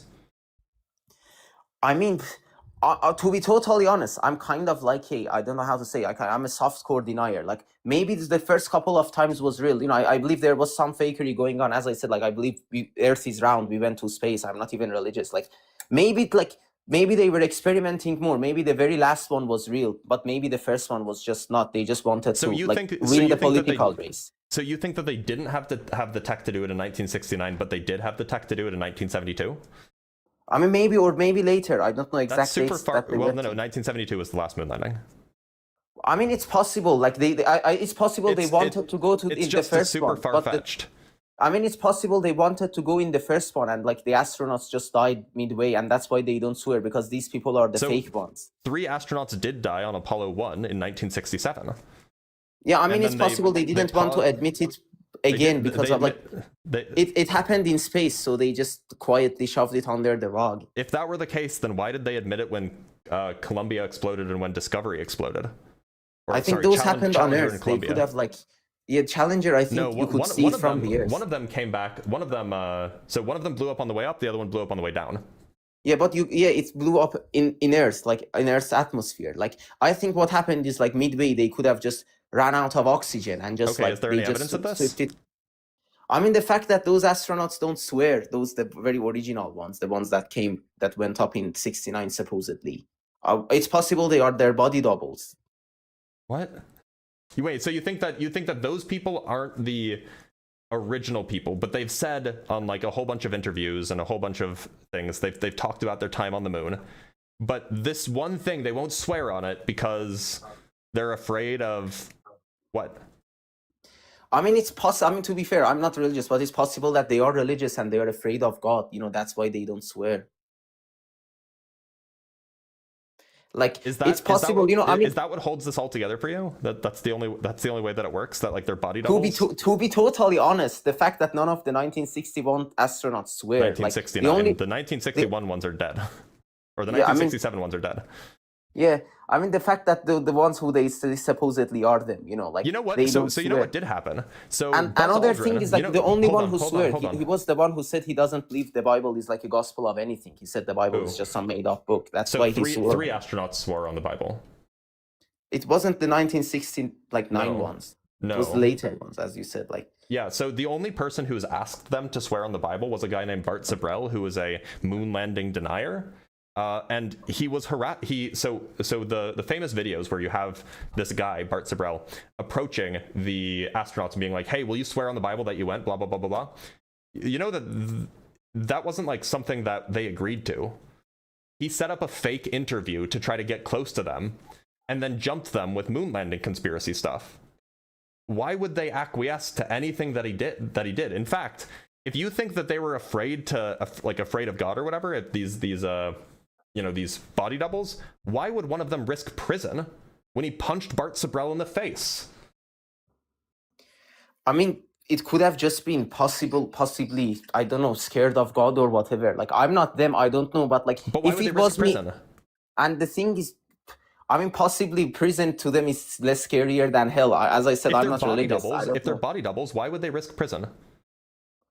I mean, to be fair, I mean, it's still body doubles would still be the same. You know, they don't want to lie. They don't want to swear on the Bible. Yeah, they wouldn't want to go to jail either.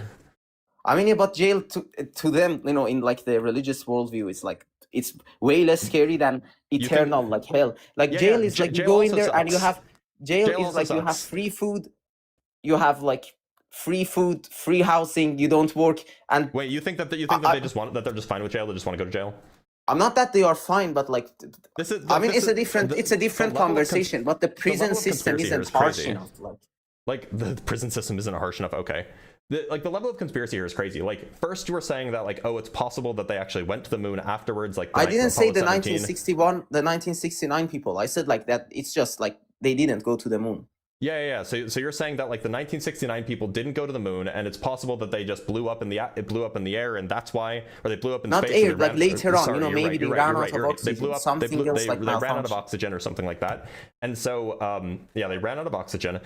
And so then there's body doubles, and the body doubles Or will it go was- on interviews. I mean, the that's body just doubles will one go through conspiracy interviews. theory. Another Why one do was you that they why just do you went to believe low any of Earth this? orbit and came back down. The Why do you same believe people, any of because they this? just didn't have the technology. Why Because do you they believe any didn't of swear. this?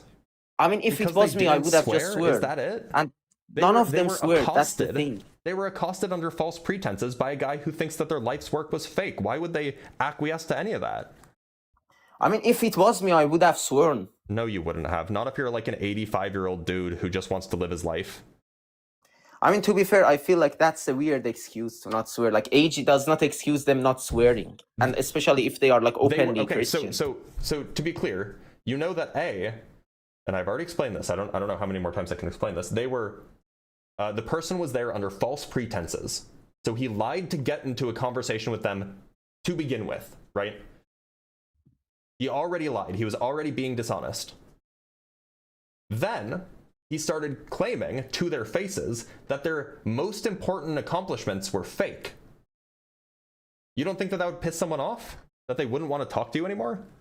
I mean, to be honest, not me. I would have just done it. Oh, okay. Well, then maybe they should have sent you up. Possibly, honestly. Okay, so I think that you should really consider I have this. actually Why signed is up it? for some of their space programs. I think that you should really consider why you think that it's so unfeasible that they went to the moon 3 years before you think that they went to the moon. I'm Like, not what- saying, you know, maybe the thing is they were going to the moon before the Soviets. Yeah, so that's why they set up the 1969. The Soviet moon program was already dead. Yes, but before it died, they had a deadline of 1970. Like, so they just put 1 year before that. And I don't know, maybe they realized they weren't ready enough. The Soviet program was already dead before 1969.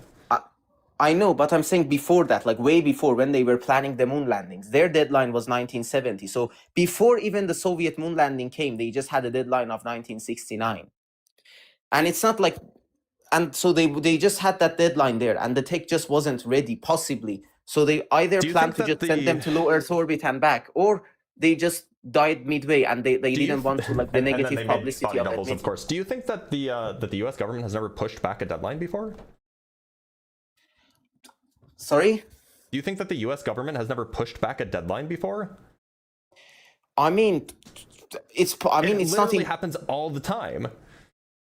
Yes, but not if they want to, like, seem like the competent winners, you know, at the time. You know, they, like, the publicity was, like, high stakes. They wanted to seem like the Soviet Union, you know, they wanted to show them as the failures. Soviet Union you know, wasn't going communism to is the moon anytime failure. soon. I know, but, like, they wanted to show them, oh, look at those failures. If We that are were not true- a failure. You know, we are the winners. We are If the that were competent true, capitalists. If that were true, they wouldn't have canceled or they wouldn't have paused the Apollo program for a year after the Apollo 1 fire.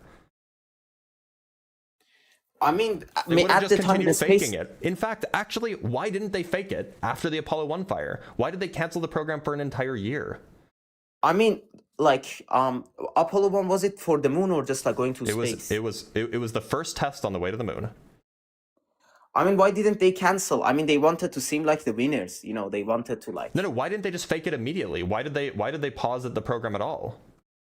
I think why they did they just like, cover it up and then just, like you're saying, that they covered up the deaths of these Apollo 11 I think, astronauts? you know, because as you They said, just the cover it Soviet up program was... and then fake it No, the afterwards. Soviet program was already cancelled at the time. You know, they just wanted, like, say we won and that's You're it. Like, let's confusing call yourself. it a day. You're confusing No, yourself like- because you can't have it both ways, right? You can't have it like, I mean- oh, like they, you know, in this case they were fine just delaying it because the Soviet mission the Soviet moon program was already dead. But then with regards to 1969, oh, they couldn't delay it even though the Soviet moon program was already dead.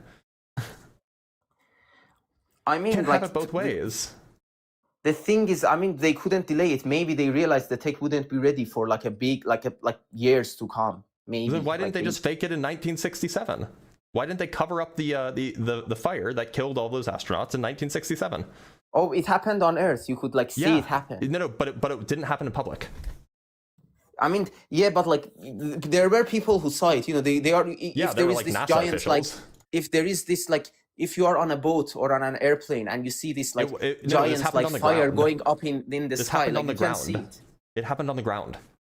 I mean, so it's even like less likely to cover up. Workers, people on the ground saw it. You know, like a lot of them are not like.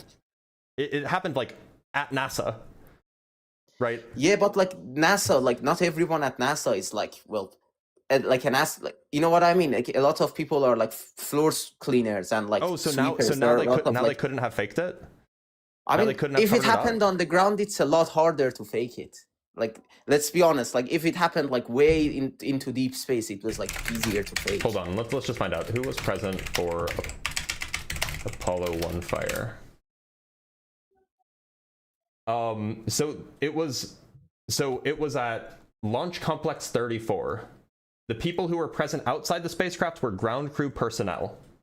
That's it.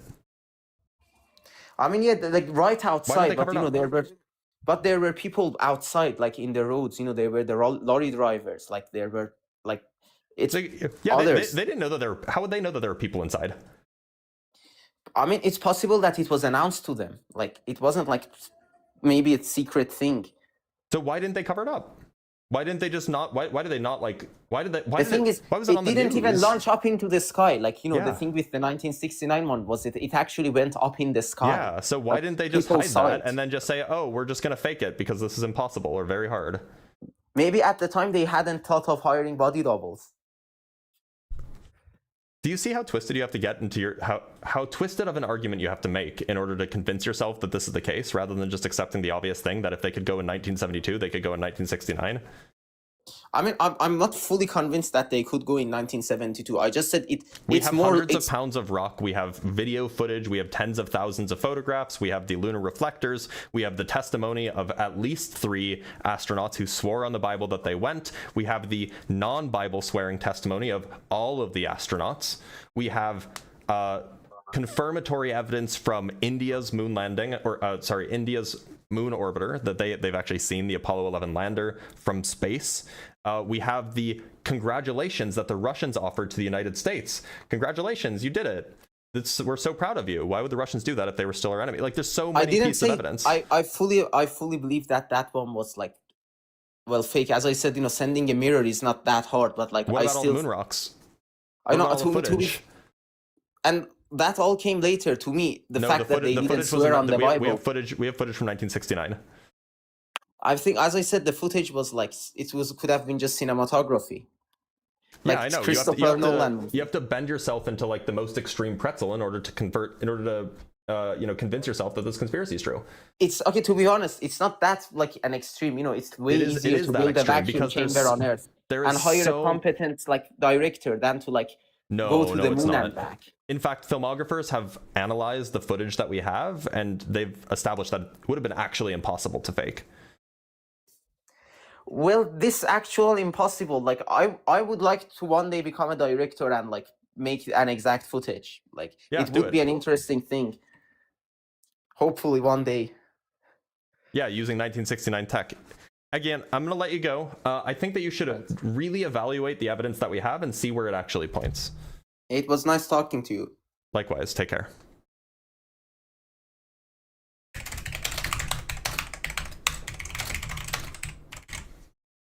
Sorry for the click clack. I'm going to drink some water, read some super chats, and then we'll move on to our next guest.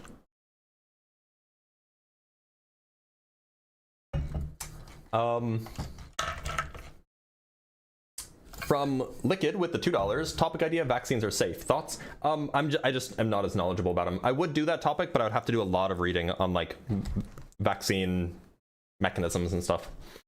From Waftcast with the $5, the moon isn't real, it's just a frisbee that got stuck up there. True.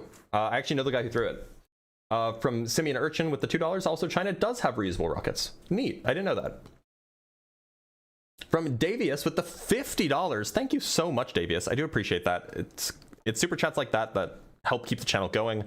Davius says, spicy callers are always fun, but I really enjoy the knowledge you share regarding physics. Thank you, Dr. Blitz. I do my best. We do spicy plus learning. From Grimmy with the $5, the problem with innovation exploration is it's behind a paywall. Yeah, that is the problem indeed. It's just expensive to get up there. Like, people underestimate how expensive it is to get up and do stuff in space. Low Earth orbit is pretty expensive already. The moon is so much more expensive. From Rara Espada with the $5, Buzz Aldrin is a member of my family, and pretending they swapped him out with a body double is BS. That's crazy. Also, say hi to Buzz Aldrin for me. He's still alive, right? Yeah, he's still alive. He's 96, damn.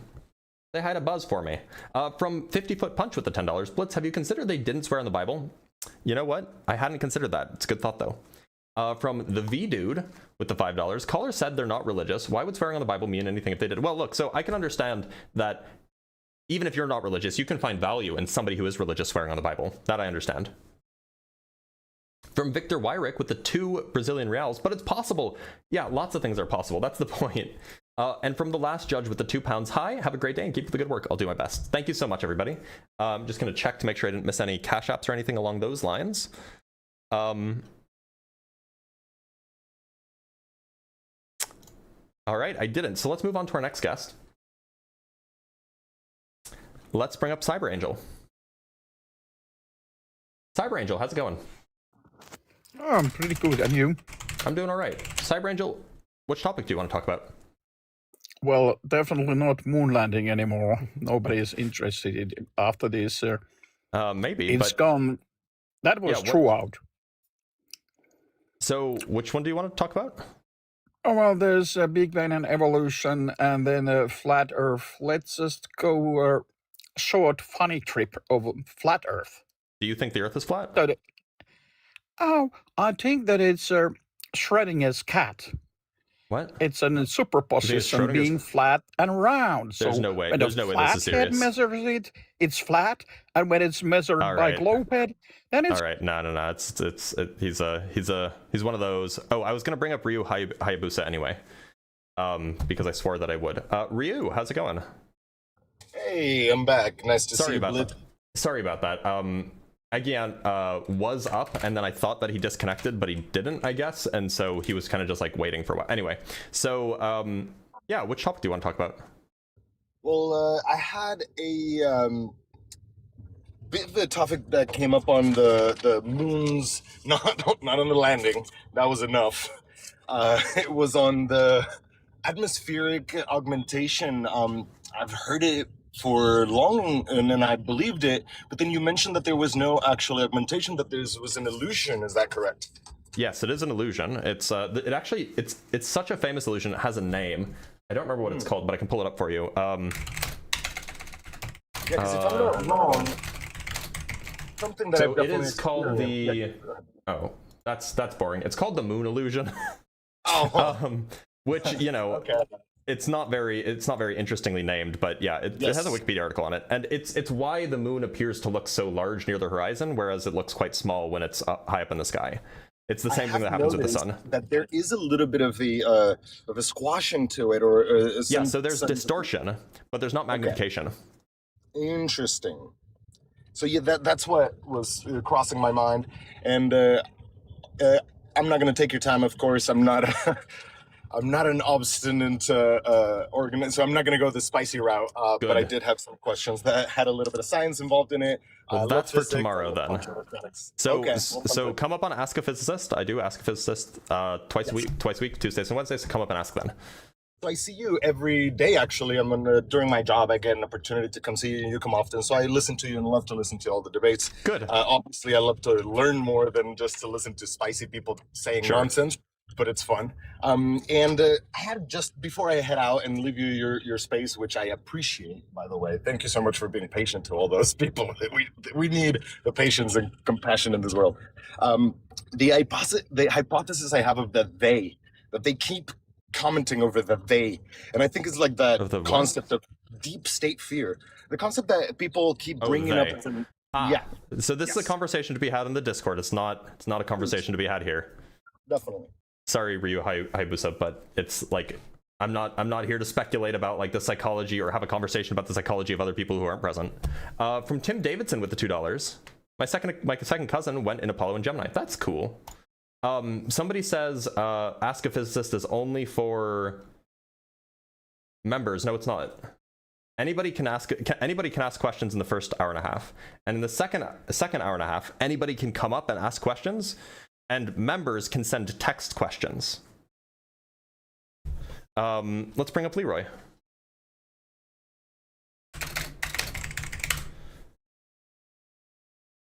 Leroy, how's it going? Oh, what the fuck? Sorry. I accidentally joined.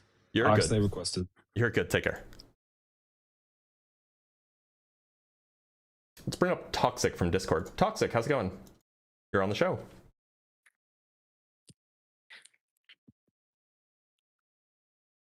Toxic, you there?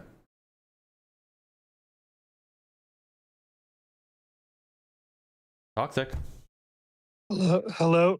Sorry, Toxic. it's not loud. How do I throw it on speaker? You'll have to go into your Discord settings. Oh fuck! I can barely hear you. Go to your Discord settings.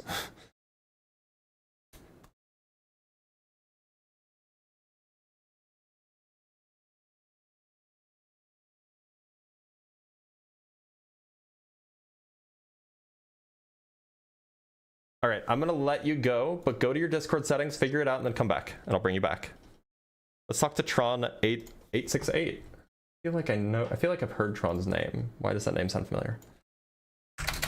Tron, how is it going? I'm good. Have we spoken before? No. It has another flat earther named Tron, I believe. Oh, okay. Okay, Yeah. so which topic do you want to talk about? The flat earth, I don't believe the earth is flat, but it have a topic that is talk about all the time, that how the water... If you don't believe that the Earth is flat, then you're not opposition, and it does say opposition only. Oh, okay. Thanks for being here, Tron. Talk to Matt Maddox. Matt Maddox, how's it going?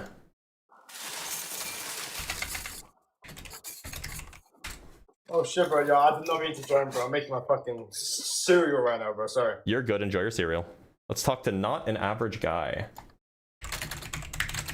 Not an Average Guy, how's it going? Not an Average Guy? Hello, how you doing? Hey, how's it going? What topic do you want to talk about? Hey, yeah, I just want to say that I was born a Muslim, but I never believed in any of that.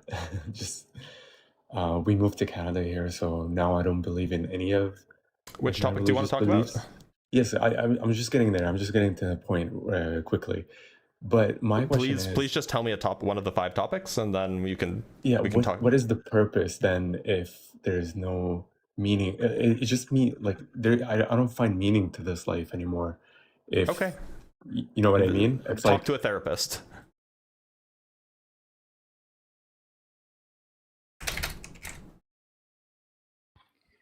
Yup, how's it going? No, so first of all, I want to shout out that guy that was talking here because he's right. What guy? All of this is meaningless shit. The last guy that was in here. Okay, cool. Yup. Which topic do you want to talk about? I want to talk about flat Earth. Okay, what shape do you think the Earth is? Are you in the bath?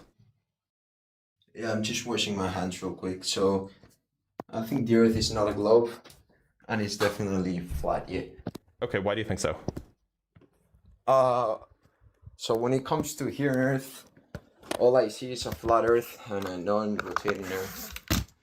And I would like to see, some real genuine footage from space.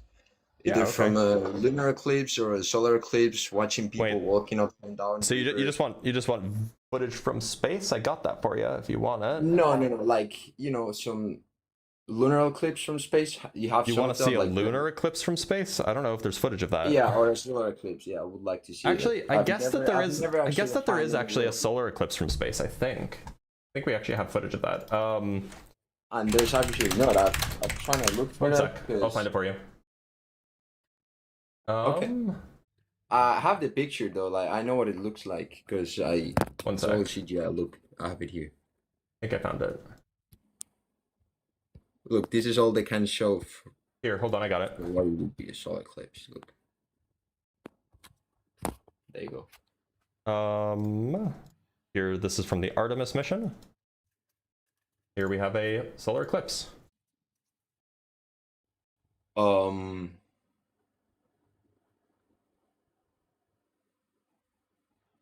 There you go. When is the real genuine video gonna show up? This is a video. Are you realizing this is not real, right? Wait, no, no, it's but not like real. let it. If it's a solar eclipse, it has to eclipse, right? Left to right. Yeah. Right to left. So No. here, one sec. Let's see. Like you cannot claim that that is real, and that's what I'm asking for. Hold on. Wait, why can't I claim that it's real? Here, here's another one. Yeah, this one's also from Artemis 2.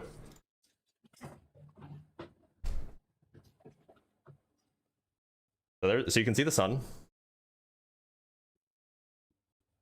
It's playing. It's So just, you would just be say, patient.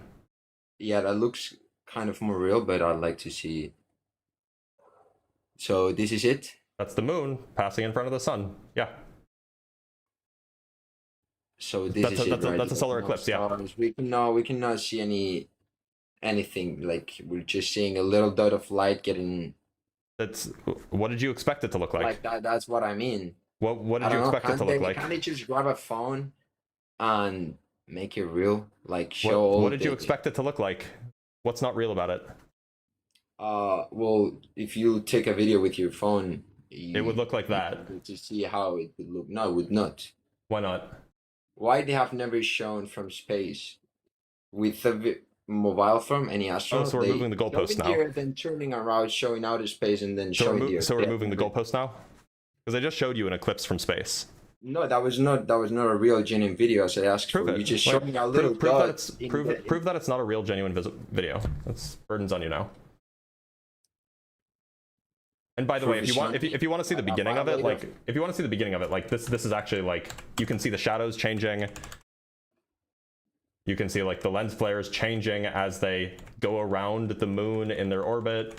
I only showed you the end. So But at the end, you can see the eclipse happening. Is this taken from the moon, from the Earth? This is from Artemis 2. This is orbiting the moon. So they were orbiting the moon and they capture what? A solar eclipse. Okay, and what about a lunar eclipse? You can't see a lunar eclipse when you're orbiting the moon. A You lunar can't. eclipse. I guess you could, but it wouldn't be very interesting. And so I can go NASA look. has 3 satellites. Sorry, what? Supposedly claiming that are orbiting the moon, and they will never show a lunar eclipse from the moon. So a lunar eclipse would just look like black, right? It would be Yeah, like, but you pretty can uninteresting. still- it's a real video. But I'm actually curious. See that if it's looking lunar black, eclipse from space. I'm actually curious if we have any video of this.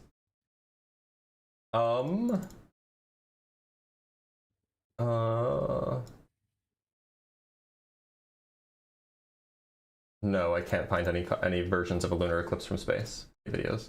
Because in order to see it, so the thing is if you're yep, I'll explain why. If you're orbiting the moon, you will see a solar eclipse every time you orbit, every time you go around it.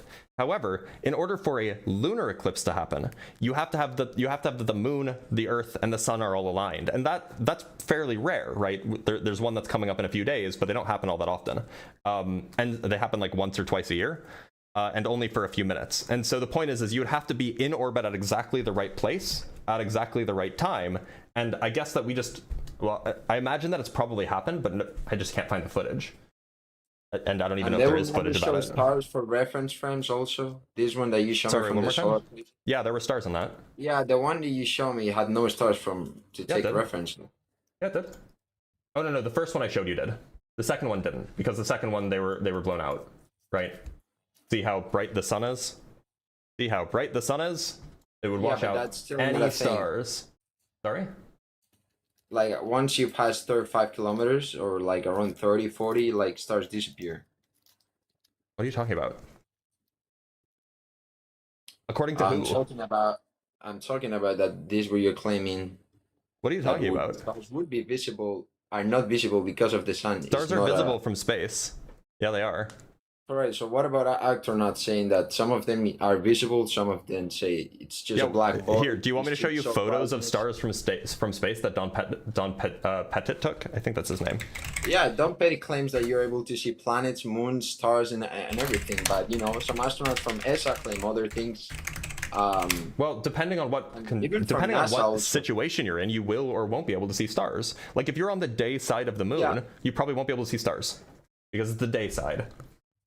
But just as an example, That's my thing, because even if it's a day side, if you're not looking at Earth and you're looking away to space. No, the ground is very bright if you're on the day side. You understand that, right? Yeah, but you're not looking to the Earth. You're looking. It doesn't matter whether you're It's not the day side of the Earth. It's the day side of the moon. Oh, but I'm talking on Earth. You're talking on the moon. If you're on the moon, on the day side of the moon, you wouldn't be able to see stars. But they literally can't go to the moon. They literally did go to the moon 6 times, in fact. But yeah, if you want to see pictures of stars from... They just can't. They just can't. Oh, do you have evidence of this, or is this just claim? Yes, so if you have a pressure system, right? By the way, this is a picture taken by Don Pettit. There. This is a picture taken by Don Pettit while in orbit around the Earth. Looks like a lot of stars to me. Well, what about a video on turning around, showing the? So you're just gonna keep moving the goalpost, but yeah, there are also videos. You want? Do you want to see a video? Yeah, go show a video. Okay. Let's see. Okay, one sec. I have this somewhere. But is it here? Again, like this thing out there, it just cannot. I don't. It violates a lot of things, actually. What does it violate? Tell me. Well, high pressure shaking low pressure. Okay, we can talk about that in a sec, but I just want to show you a video really quick. Okay. Here we go.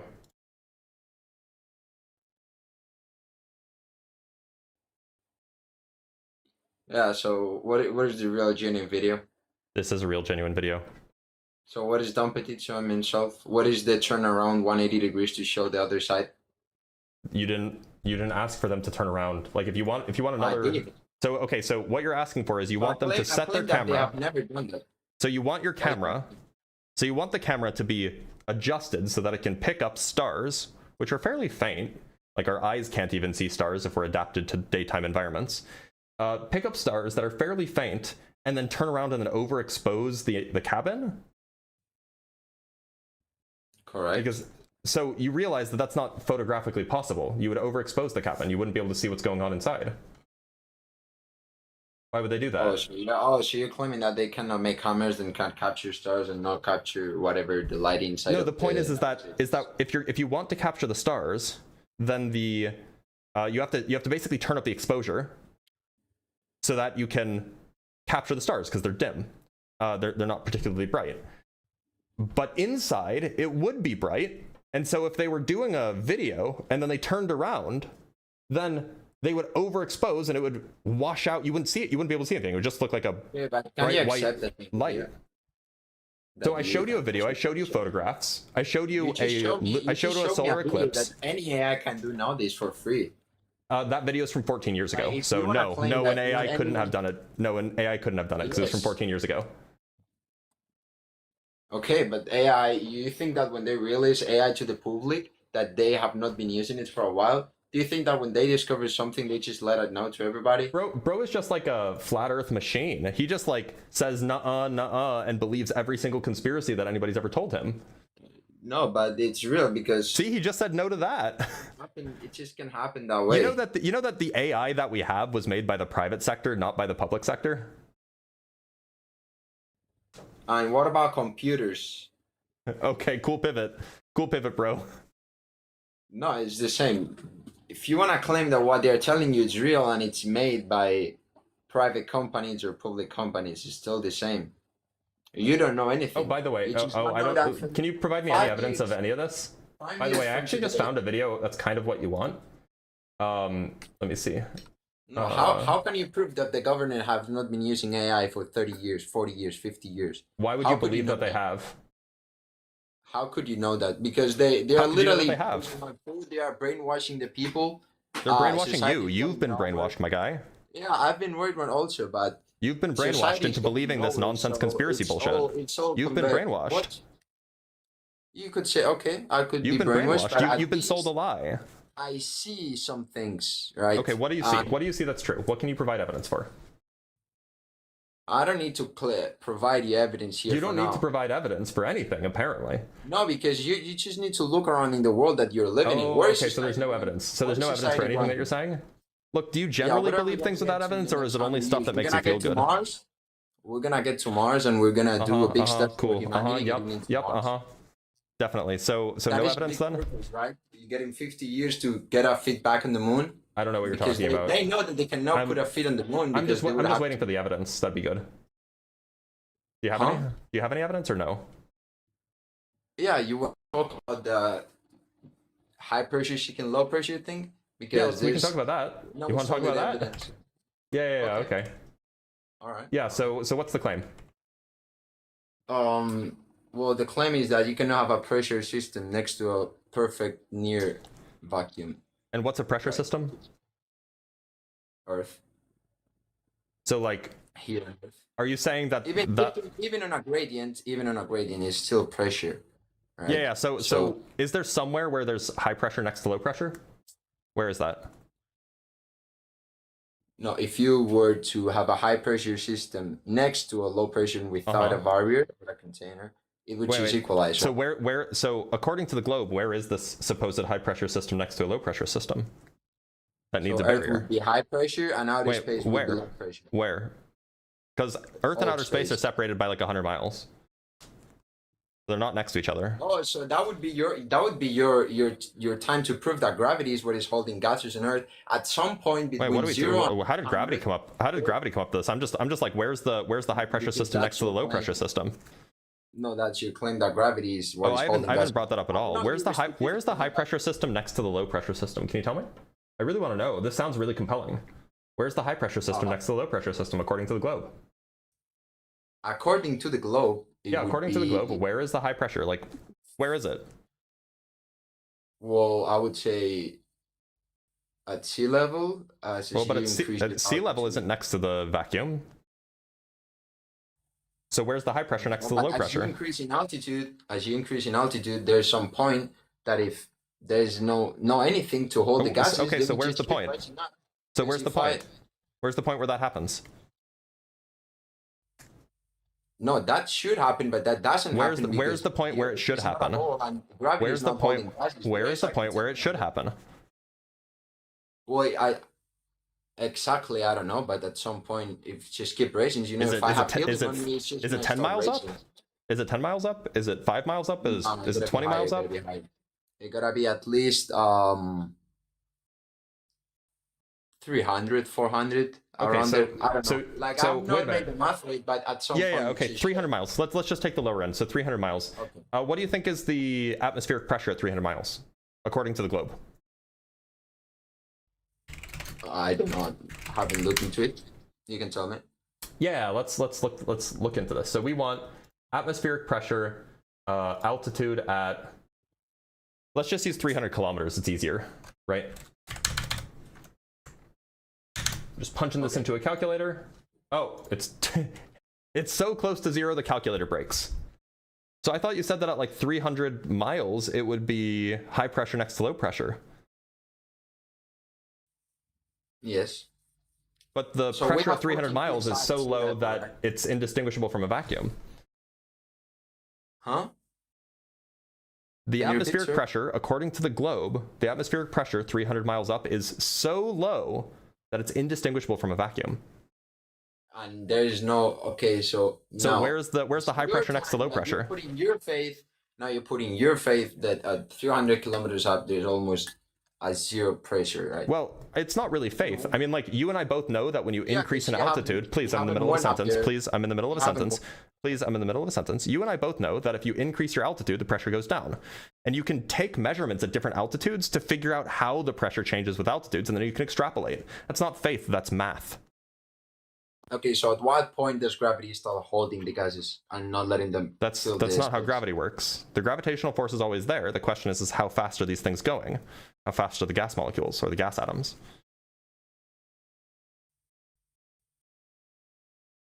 No, but you're claiming that gravity is what is holding them on Earth. Gravity is a what is holding force. gases on Earth? What Gravity holding is a gases on force. It acts on everything near Earth. It doesn't stop Okay, so acting on What gas. is holding gases on Earth? Gravity. Okay, so why are you saying that you did not say gravity? Because I didn't Because up you- until now.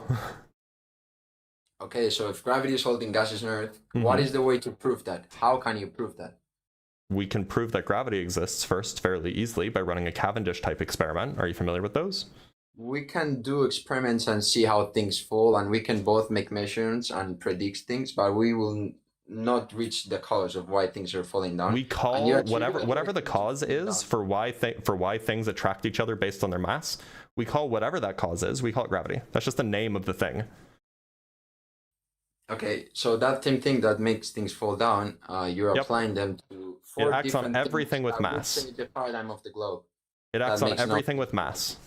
And one of them is the gases example. Yeah, There's gases two- have mass. Do you think that gases don't have mass? Yes, but if I have helium here, helium balloon, it will start raising up until it hits the ceiling. If I have no ceiling, Yeah. it will keep Do you know raising. why? If there is no ceiling up there into the Do, sky, do you know why? Do you know why helium balloons rise? yeah, because they're less dense than air. Okay, why does being less dense than air make them rise? I don't know, but gravity is not pulling them down as you claim. Yeah, so the reason why helium balloons rise is because there are two forces acting on them. There's a force acting on everything with mass, that includes the helium balloon, but it also includes the air around the helium balloon. And because the helium balloon is less dense than the air around it, the gravitational force acting on the air around it from all of the air above it applies a pressure on it upwards. That's an upwards force. Now, the helium balloon also feels a gravitational force downwards, but it's smaller than the pressure force upwards from the air below. This is how buoyancy works. Buoyancy is a force that happens because of gravity. Well, that's your claim, but if I am on the sea, I will probably go to the bottom, but if I take air on my lens, I will just float. Yeah, it's because of gravity that happens at all. The thing is because of gravity, it's just Yeah. how things work. To be clear, Natural law. Why is that happening? wait, so yeah, it's because of gravity. That's why. Yeah, you just the same way you call gravity, I can say it's a natural law. Yeah, gravity's just the name for the natural law that causes those things. Yeah. So we agree that gravity's real? I don't agree that gravity is holding gases on Earth. Is making planes not having. So do to we agree eject. that there's something that makes everything with mass that has a tendency? I see the world flat when it's not. Do we agree that there is something that causes everything with mass to have a tendency to move down in the absence of other forces? They tend to move down and up depending on the characteristics of the. Well, I did say in the absence of other forces. Most likely, yeah. Okay. Yeah. So that would mean that there would be something that causes gas to have a tendency to be pulled down, right? Because gas has mass. Yes, and that would so be that whatever that something is, just call it gravity. Whatever that something is, we can just give it a name. We'll call it gravity, and that's the thing that's keeping the gas stuck to the Earth. And that would have to happen at some point, right? So with the helium is racing, there's some point that gravity. Yeah. So the helium won't race forever. You know that, right? The helium balloon doesn't go to space. It doesn't hit the firmament, right? It goes up until the buoyant force is sufficiently small that the gravitational force downwards is larger than the buoyant force upwards. But once the balloon explodes, well, helium is gonna keep moving, not down. No, not necessarily. There's helium in the atmosphere. Yeah, but it's not moving down. And Some that's of your it, claim. some That of it holding is. the gases Wait, no, down some of it because is though. gases naturally move up. But some of it is. The point is that you can have buoyant forces on gases, even if they're not in a balloon, and so you'll end up with to some degree anyway, a level of what's the word I'm looking for? Hierarchy based on the buoyant forces. Okay, so your claim is just because things are attracted down, like more solids are attracted down, and there's a force. Solids and liquids and gases. Gases are being attracted down also. Yeah. But that's not visible at all. Sure it is. Because they will just depend on Take a balloon. the density of the gas. Hold on. So take a balloon, make it empty, right? Take a balloon, make it empty, put it on a scale, and then fill that balloon up with, I don't know, carbon dioxide, and then put it on the scale, and it'll weigh more. With what gas inside? Carbon dioxide. You could use sulfur hexafluoride. You could even use air if you wanted to. Yeah, like not. So you're claiming that it's gonna go down? No, the weight will increase if you fill a balloon with air. What's that word again? I've never heard it. The weight? Oh no, never mind. I thought you said something else. Yeah, so the weight turns The weight up will and increase if you fill it with gas.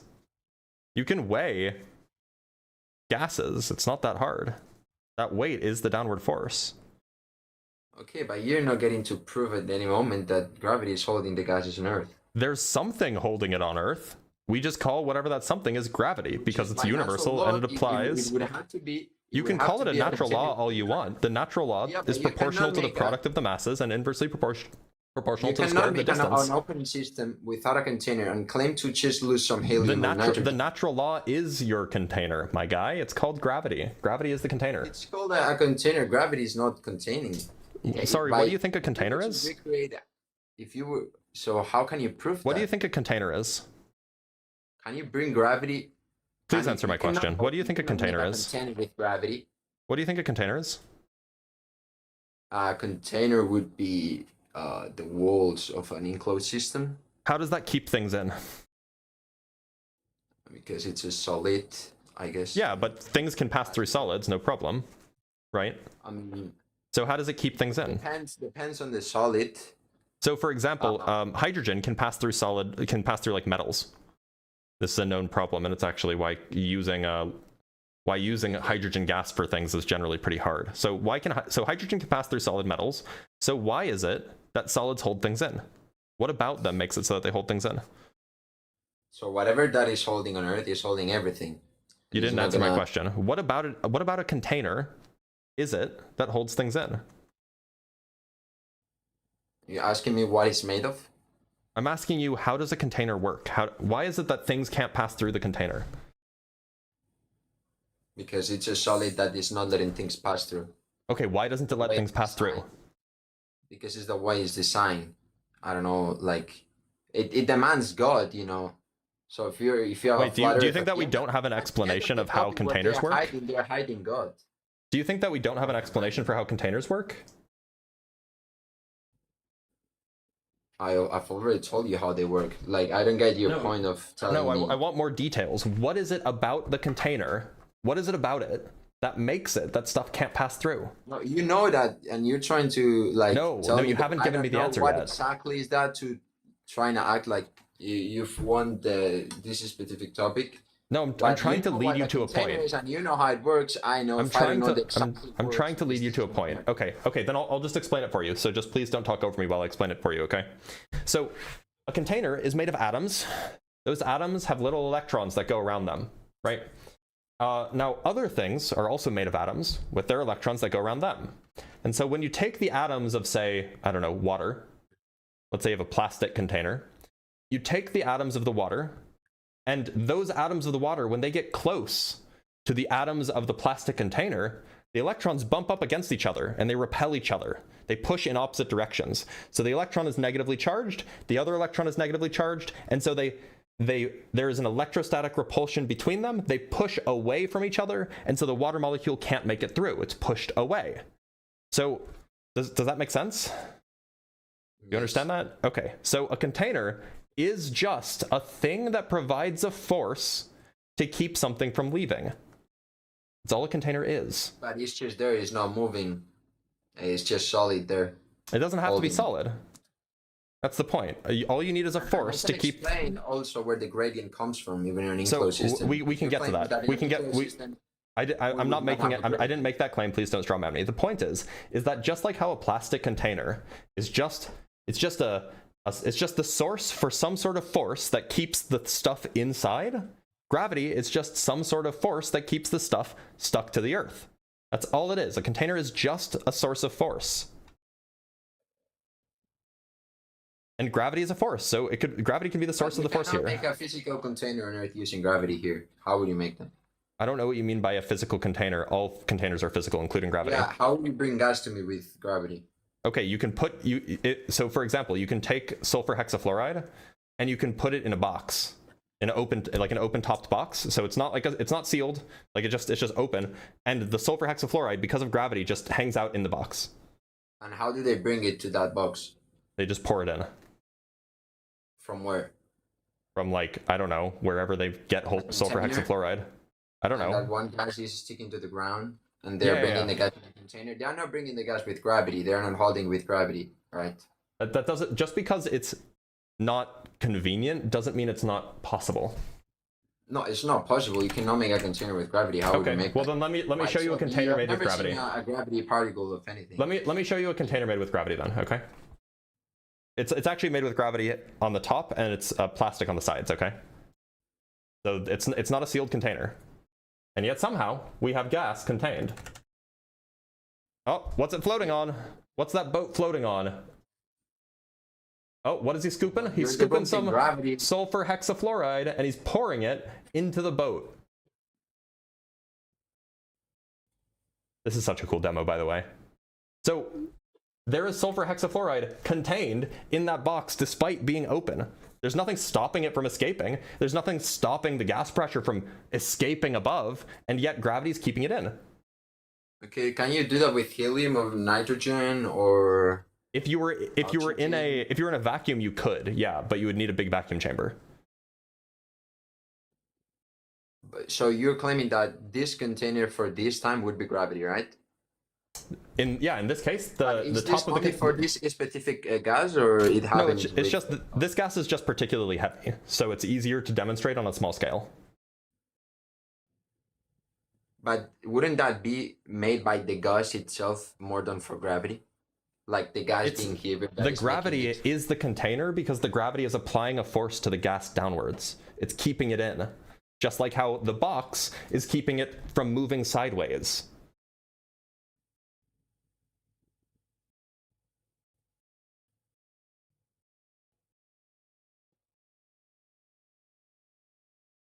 Okay, I'm kind of high, so I'm gonna give up now. Granted. Granted. Yeah, it was cool.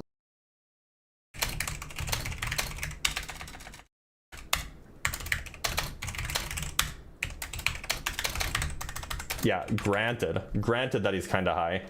All right, let's read some super chats. From Joshua Everett with the $5. How is it always the middle school dropouts who get all of the special secret knowledge? You know as well as I do. Who knows? This is an unknown problem. Unsolved. And from Garain with the $5, is there some experiment we can do with a pressure gauge and a centrifuge to put this nonsense to bed once and for all? Yeah, in principle you could. It would just be kind of a pain to do. But you should talk to Shape Debate about doing that. Because Shape Debate would probably, he has the money for it.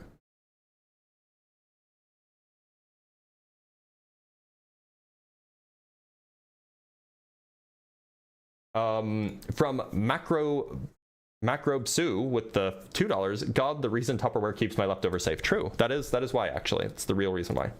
And from Beef from KO with the $10. I love the multi-topic debate. Great idea. Yeah, I like doing the pseudoscience stuff, but like flat earthers are too afraid these days. Although we've just gotten a lot of flat earthers today.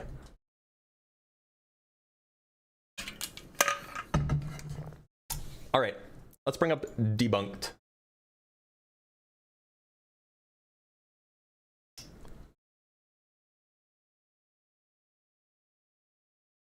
Polaris proves we are stationary, not spinning through space. Common sense. Okay, well, lick my whatever your name is. Feel free to hop in the box. In fact, lick my. Let's bring him up. Let's invite him.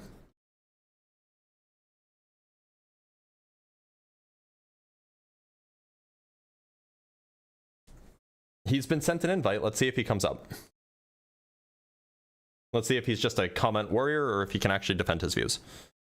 I'm in a bath. Give me 10. Bro, no way. No way, bro's in the bath. No way.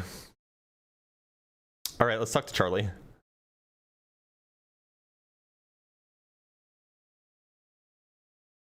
Charlie Ash, how's it going? No. No? Oh, they didn't want to be here. I'm from UK, just finished work. What you on about? I'll happily come up, give me 10. Get out of the bath then. I'm telling Dean. From Wahid Joshan. Sorry. Hey man, how's it going?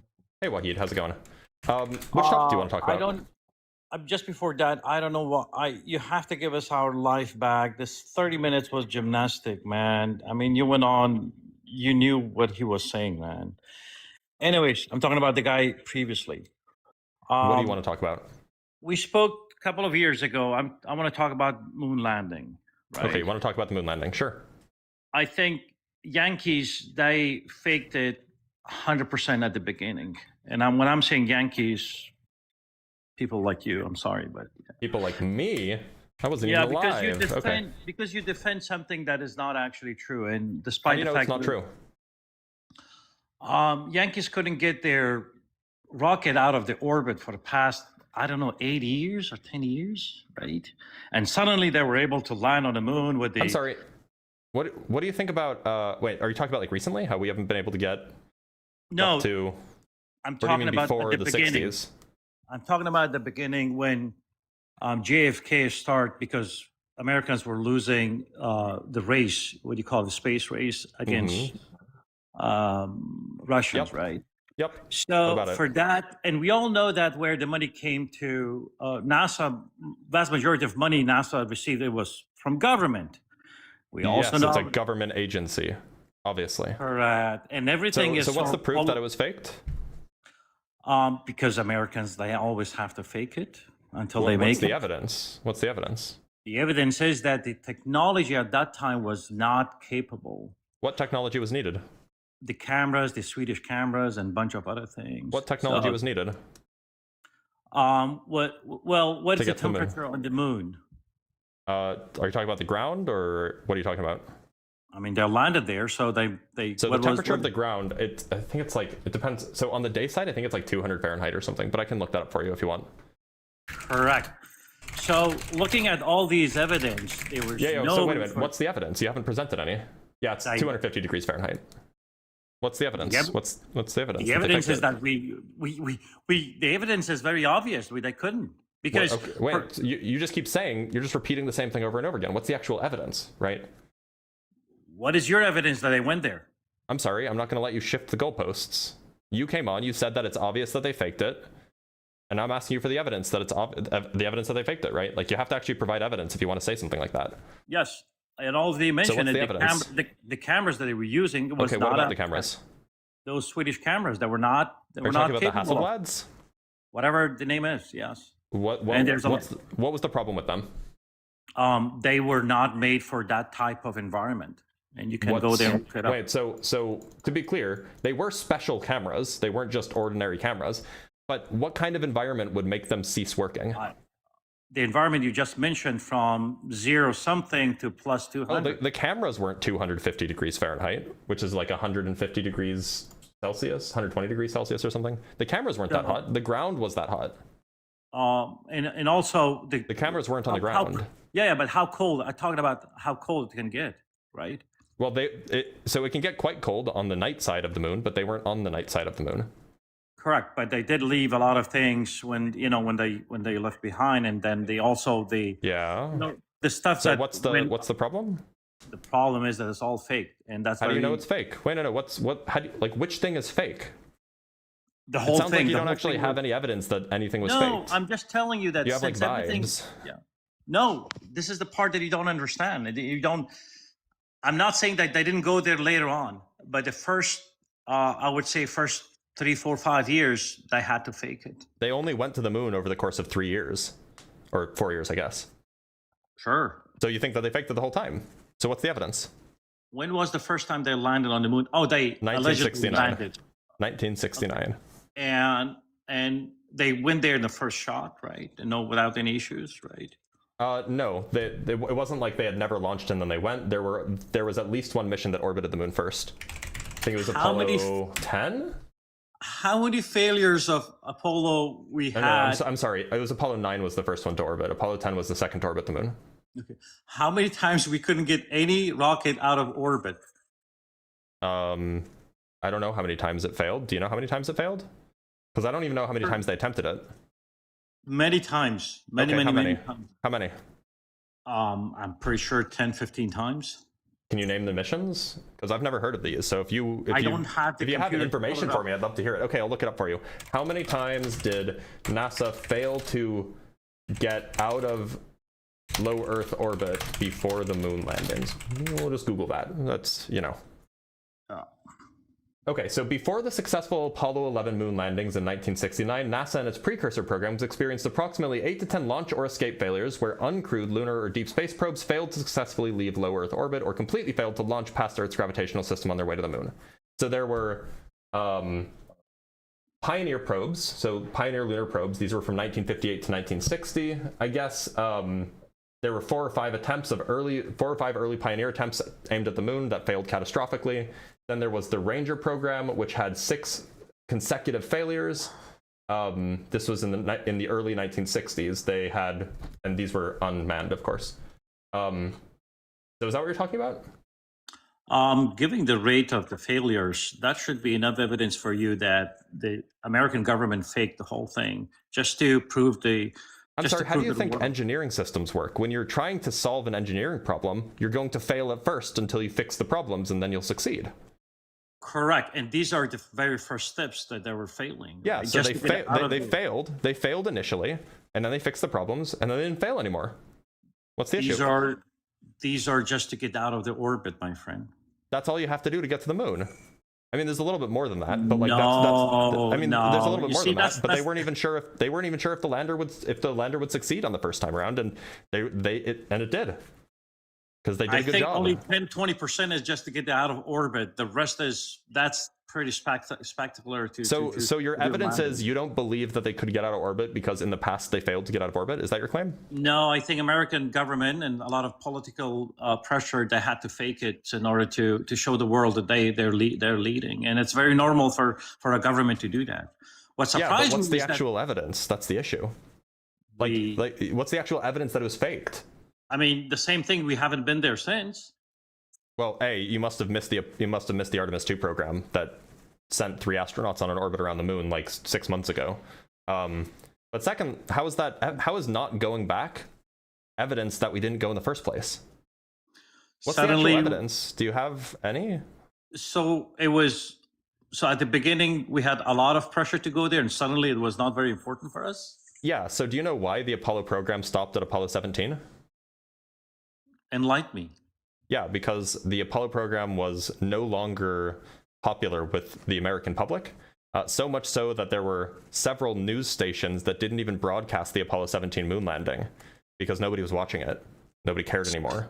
And So because science- this is a very expensive program, Congress Correct. canceled it because the public no longer cared about it.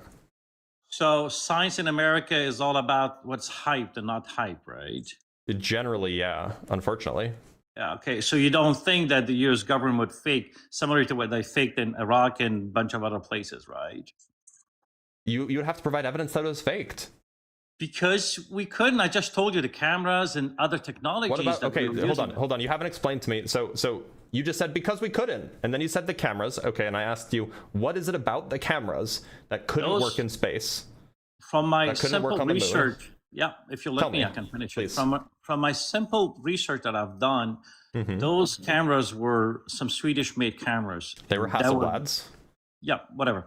That were not made for that type of To be environment. clear, they were specially made for the missions.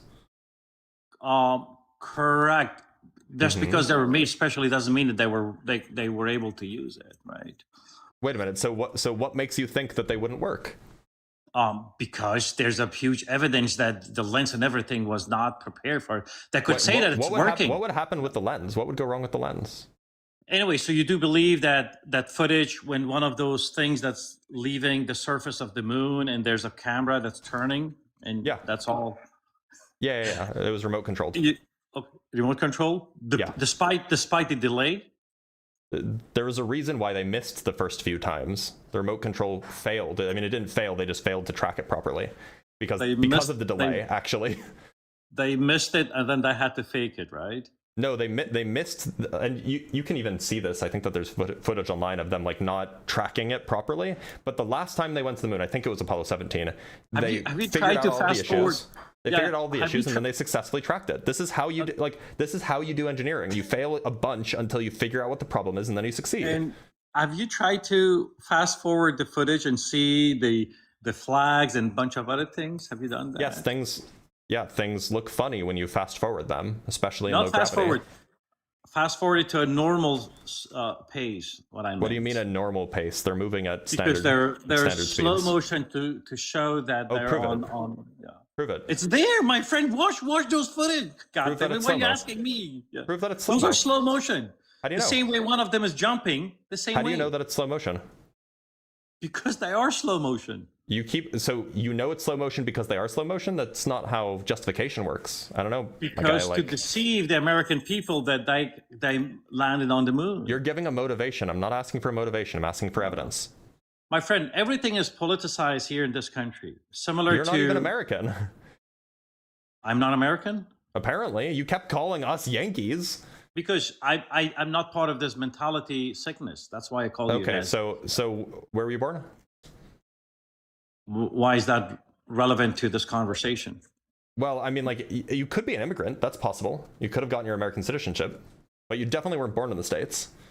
Or you didn't grow up in the States. Why is that anyway. relevant to the moon landing? Well, I mean, it just sounds like that you're being dishonest with me, because on the one hand, it was pretty clear that you weren't American earlier, and now you're saying that you are American. So, like, If anything that is... if you're going to be dishonest with me... No, here's the thing. I'm not here to discuss my my citizenship or anything else. That's not the point of this conversation, right? If there's anything that I have to take a distance, I will do that. And I'm not like any other American. You have to take a distance? What does that mean? I'm claiming something that is not true just because of the nationality and the pride of this nation. Yeah. What? There's a lot of... I didn't understand that. You want to rephrase it?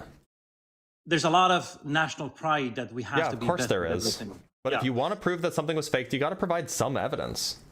There's enough evidence out there. You haven't given me any. I already told you the failure of the rate of the failure. Yeah. So early failure doesn't mean later failure. That's not how. In fact, early failure generally tends to indicate future success because you can learn from failures. Absolutely, but the rate that couldn't get out of the orbit, let alone landing on the moon. You're going to fail a bunch of times till you succeed for the first time. Yeah, but that's only the 10% of it that you're failing. What do you mean the 10%? After they failed a bunch of times, their success rate went way up. By faking it, right? Provide the evidence. I'd love to hear it. I told you they left a mirror and a bunch of other things. Yep, and, that's evidence. That's evidence that they went. It's not evidence that they faked it. Yeah. Still, that's why we can't see it, right? And That's also why we the can slow see motion. What are you talking about? Where's the mirror? I mean, why we can't see it from here? It's near one of the Apollo. I think they left 3. It's near the 3 Apollo landing sites. Why we don't have any picture of it from the? I mean, we should be able to see it, right? Do you know how big it is? No, we should be able to see it, right? It's like this big. No, you shouldn't be able to see it. What are you talking about? No. If we cannot, it's small. Why would they leave it if we don't have ability to see it then? Because you can bounce lasers off of it. They bounce lasers. So here's the part. With the current technology we have, with telescope and a bunch of other things, we still can't see it. Yeah, telescopes aren't magic. Oh my God! With the current technology we have, and they left a mirror on the moon, yet we can't see it, right? Yeah, telescopes aren't magic. What do you think that you can just put enough computers on a telescope and it can zoom in more? Like, what do you think a telescope is? It's not magic. We can take a picture of craters on the moon, right? Yeah, craters are huge. The mirror is small. Even small ones. Not as small as the mirror. Do you think we can zoom in to see those mirrors? We're gonna look up how big the Apollo 11 mirror or the Apollo mirrors were. Oh my God! Okay, so the Apollo 11 mirror is about half a meter across. It's about a half a meter by half a meter, right? Now that's 3 feet, right? No, it's like 1.5 feet. It's 18 inches square, right? So it's 18 inches square. So this was about right. Now I'm just gonna Google, and we can do this too. We can just Google how big, how small even. How small is the smallest crater we can see on the moon from Earth? 300 meters. 300 meters. Okay, so you're saying that we don't have a capability. No, our telescopes aren't big enough. Oh my God, that's hilarious. Hey, that's hilarious. 300 meters, by the way, are almost 1,000 times bigger than the retroreflector that was left on the moon. So you're saying, oh well, we can see craters on the moon. Yeah, they're like 1,000 times bigger than the thing that we're trying to. You're saying that we should see. Yeah, as a scientist, you do know that there's something called contradictory proof of concept or something like that, right? I have no idea what you're talking about. You contradict yourself to see if you can prove yourself right. If you can't, ergo you must be, wrong or something. Do you mean falsification? No, contradictory. It's a if you can't prove something true. Anyways, try to do your own research and look at it. I've done so much more research on this than you have. So much more. And we do know that everything what America does is politically influenced. You also know that. Yeah, the Apollo program was for political purposes, not scientific purposes. That doesn't mean it's fake. Oh, trust me. The same way we fake trust me. Literally, your evidence is trust me, bro. The WMDs and everything else, my friend. Look, so we have evidence. We have evidence that those are fakes. We didn't have evidence that the moon landings are fake. Sorry. We had evidence of what? WMDs in Iraq? That there weren't any, right? The whole thing was faked. Yeah, and we have evidence that it was faked. We don't have evidence that the moon landings were faked. After it was proven, right? After it was claimed, you mean? Yeah. And so you're claiming that it's faked. Where's your evidence? Look at the footage of the slow motion. We'll prove that it's slow motion. I mean, like, I can show you footage from the Apollo 17 Grand Prix if you like. Yeah, sure. It's quite compelling evidence. Sure. And try to fast forward it so it becomes quote unquote normal. Well, it is normal. That's an assumption that you're making that it's not. So. One sec. Stop talking for a minute. I have the video. This is what we're talking about. We're talking about this guy driving around in a buggy. Correct. And do you have any ability on that page to sort of fast forward it so it becomes quote unquote normal? I could speed it up, but how much do you want me to speed it up? Let's just say 1.5. Okay, 1.5. That looks pretty normal now, right? It looks pretty normal. Well, here's the thing. We can actually do an analysis of the actual footage. We can do more than just vibes. Hold on, I'm pulling it up.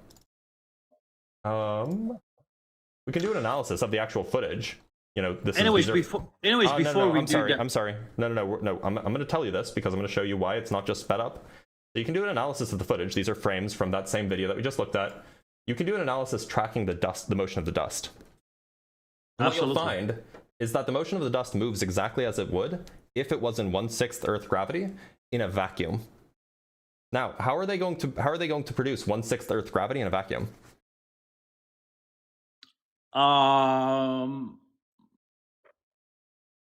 The slow motion, I mean, pretty sure that should have done that, right?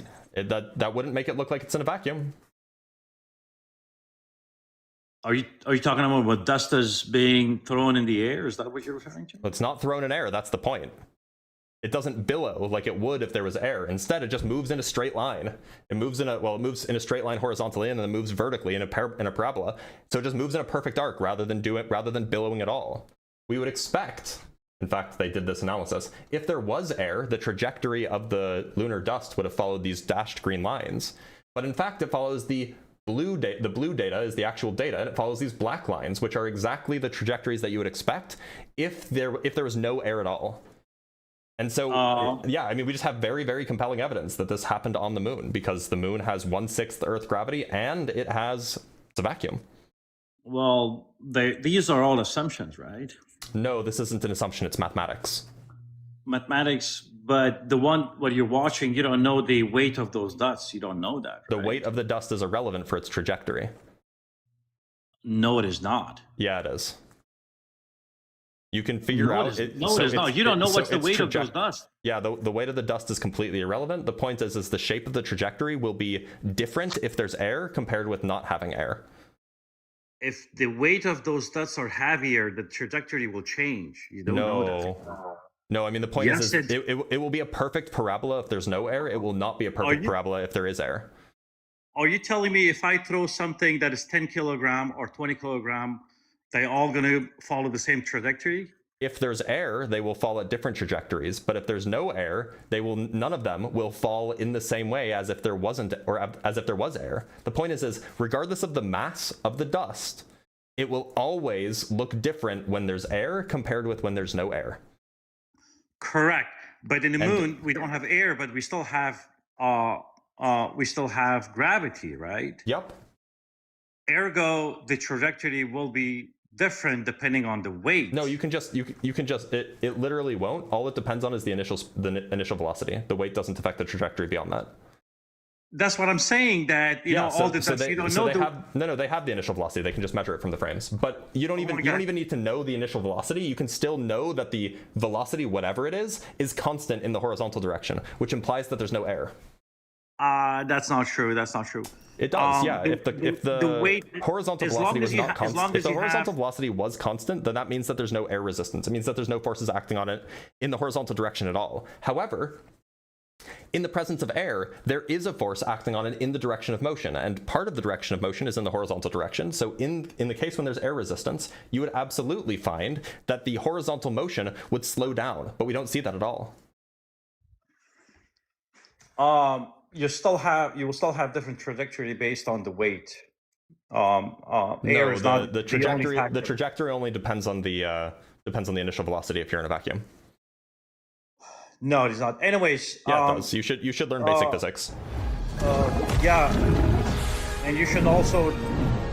Big boy golf sending a flame. Holy shit, that's so cool. Next time we don't agree with someone, I don't even know how much that is, but thank you so much. That was rad.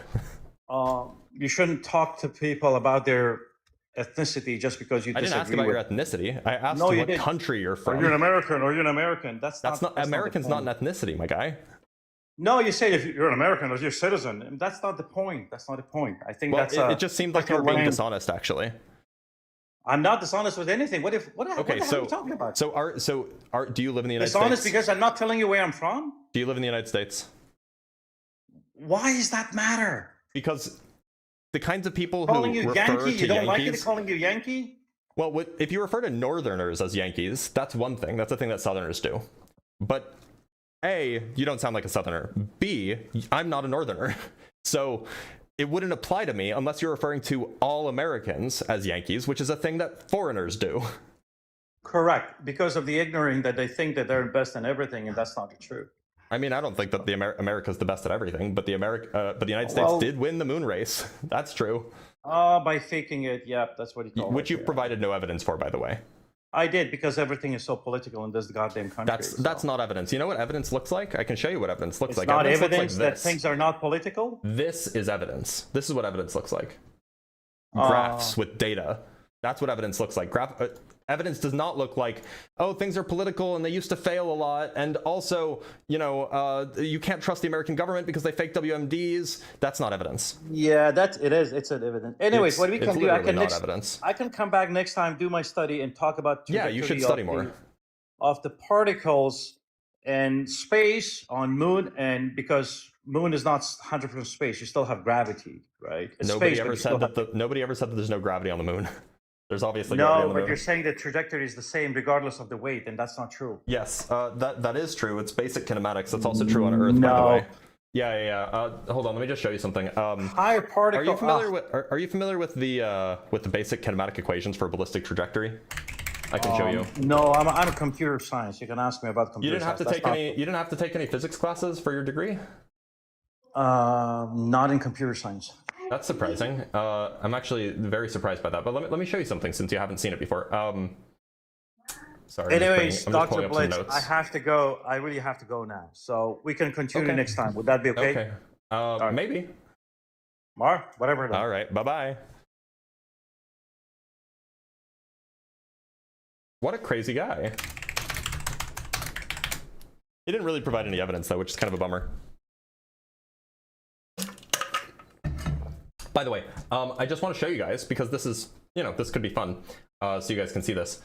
Let me pull up some lecture notes so you guys can see what I was about to show him before he ran away. He bravely ran away, and Robin turned his ugly... How does it go? How does the song go? Sorry, I'm just looking for a particular set of lecture notes. Is it this one? Was it the second lecture? My handwriting's not great, you'll have to forgive me. Yeah,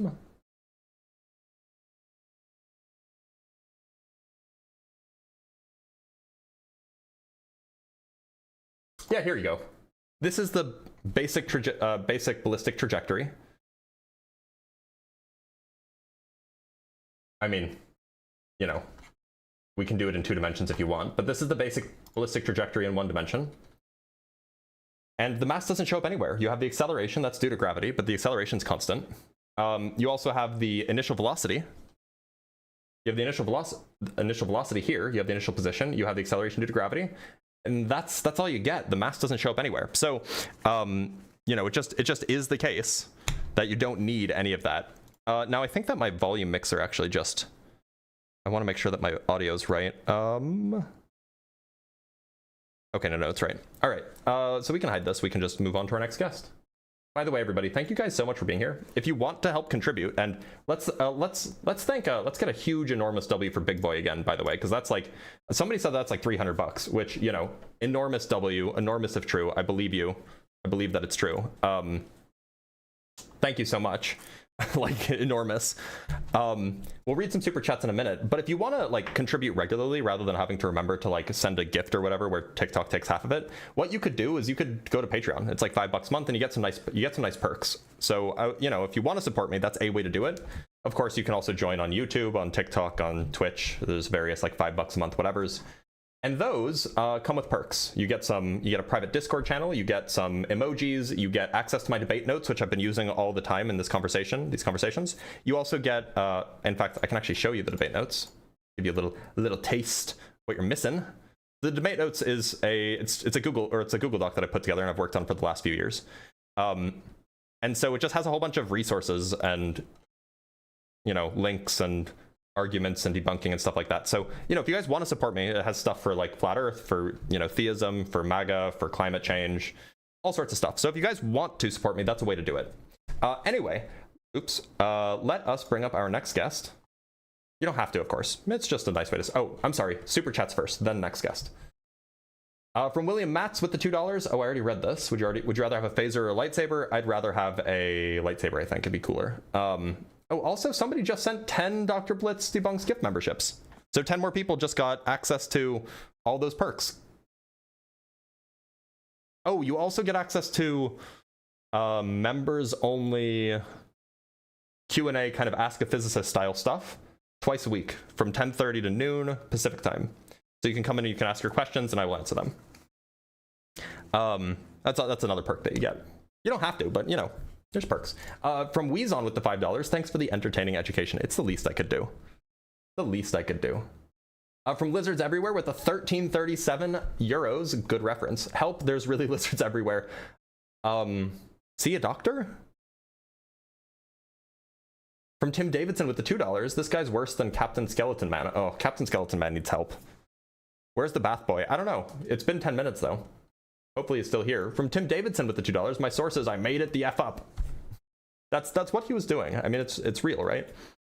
Zach sends $5 to say, can someone explain to me what would be the purpose of faking the moon landing? I still have to pay my bills and go to work. Yeah, so they think it was like a political thing, that like they were trying to stave off the Russians, or not the Russians, sorry, the Soviets. That's roughly their explanation. Unless they're a flat earther, then they think that it was used to try to convince us that the Earth is a globe. We have £10 from from MZ Ollie with the 10. I already said 10 pounds. I think you should have flat earth and evolution on a different debate from moon landing. It seems like it's different types of people you were dealing with. It is different types of people I'm dealing with, but they're all conspiracy theorists. They're all science deniers. Okay, that is all of the super chats that we have. We do have a few buy me a coffees, which I think like 95% of that goes to me, so that's very much appreciated. We have Mr. Tillo with the $5, getting to watch before my first grad physics course. These always make me happy. I'm learning physics. Physics is a great course. It prepares you for a lot of these kinds of conversations. That's not the only reason it's there, but it's a very good reason to do it if you want to have these conversations. And then Magdalena, I don't want to say your last name, sent $25 on Buy Me a Coffee for showing my support. Thank you for educating and entertaining. I do my best. This is how I fund my research. I do this only so that I can do the physics research and the mathematics research that I care about, but I enjoy it while I do it. So, you know. Okay, let's bring up our next guest. We have several. I believe that we were waiting for that one guy who was in the bath. What was his name? What was the bath guy's name?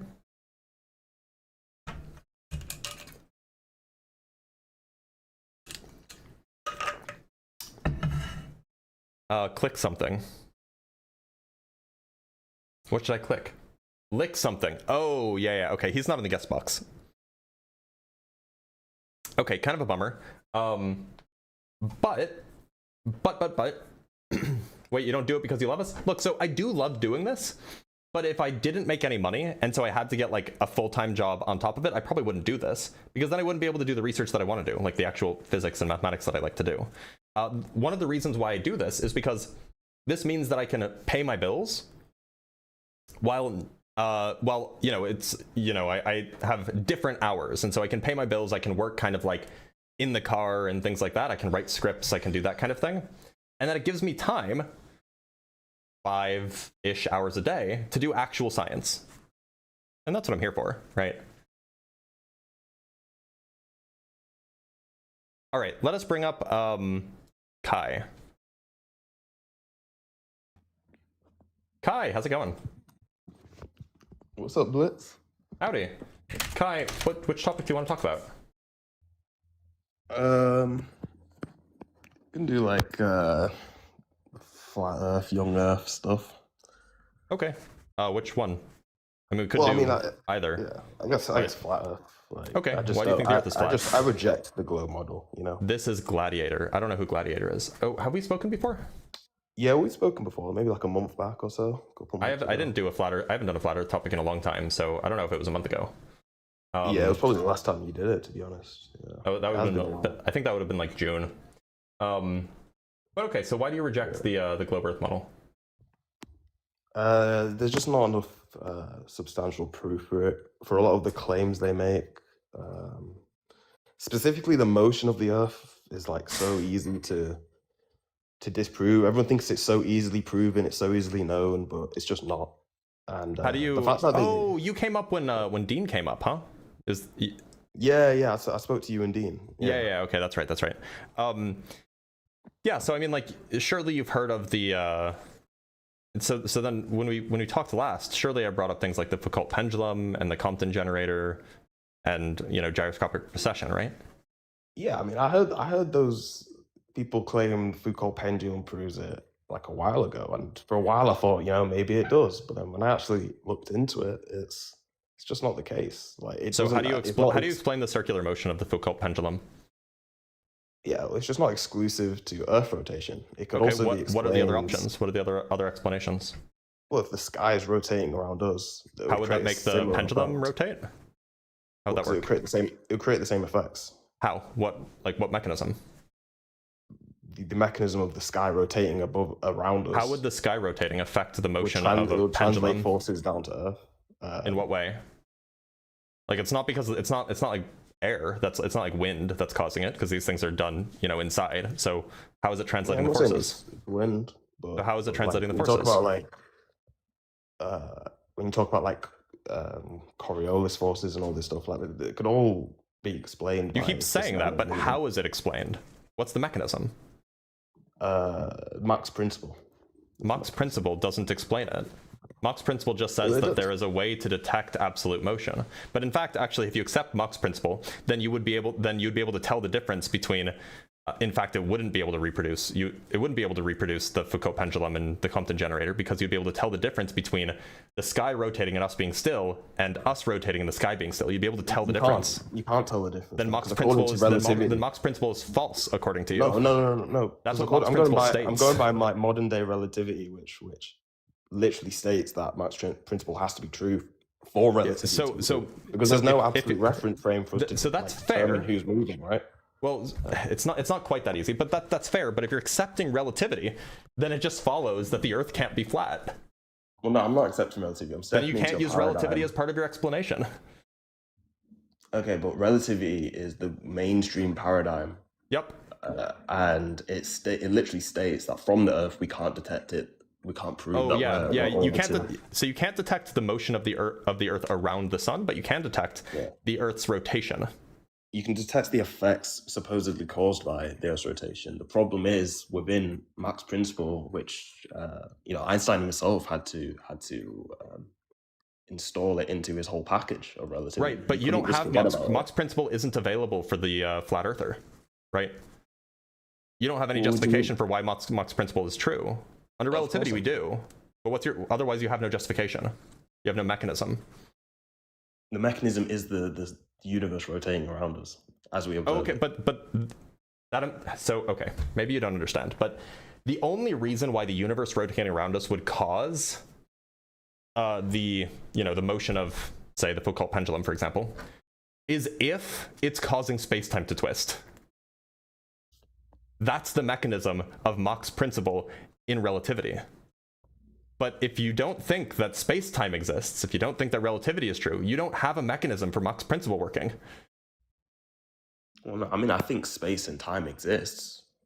Current space-time, in particular. That's how you get Mach's principle from relativity. Well, no, you could also just have a translation of forces like through different. So if there's one medium above us and we're in this medium, there will be a translation of forces. What's the medium that we're in that translates and goes through like windows and walls? Well, people called it the ether, but that's a bit of okay, a taboo word. So, well, but the thing I think there is an all-encompassing like medium. The ether was undermined by various experiments, like the one by what's his face, the Michelson Morley. There was also the Michelson. Yeah, it absolutely was. Yeah, they showed that there's no ether wind. No, they showed that there's no ether wind. Well, they're trying to the detect Michelson the Earth's Gale motion experiment through the ether, and then they didn't detect any motion, so they showed that there's no ether wind. So they showed that they couldn't detect any motion through the ether. Right. So if the universe were rotating around us, they should have detected it. No. If the Earth was stationary, because they were trying to test if the Earth. Wait a minute, hold on. You just stationary, debunked yourself, because if it was the ether that was translating the motion from the heavens, because the heavens are moving, then they should have detected the moving ether, but they didn't. But they weren't testing for. They were testing. That's for exactly the what moving they were. Those are identical. They were actually testing for the moving ether. That's exactly what they were testing for. No, they were testing for the ether being stationary. Sorry, they were testing for the motion of the Earth relative to the ether, which is the same as the motion of the ether relative to the Earth. Objectively, right? If the Earth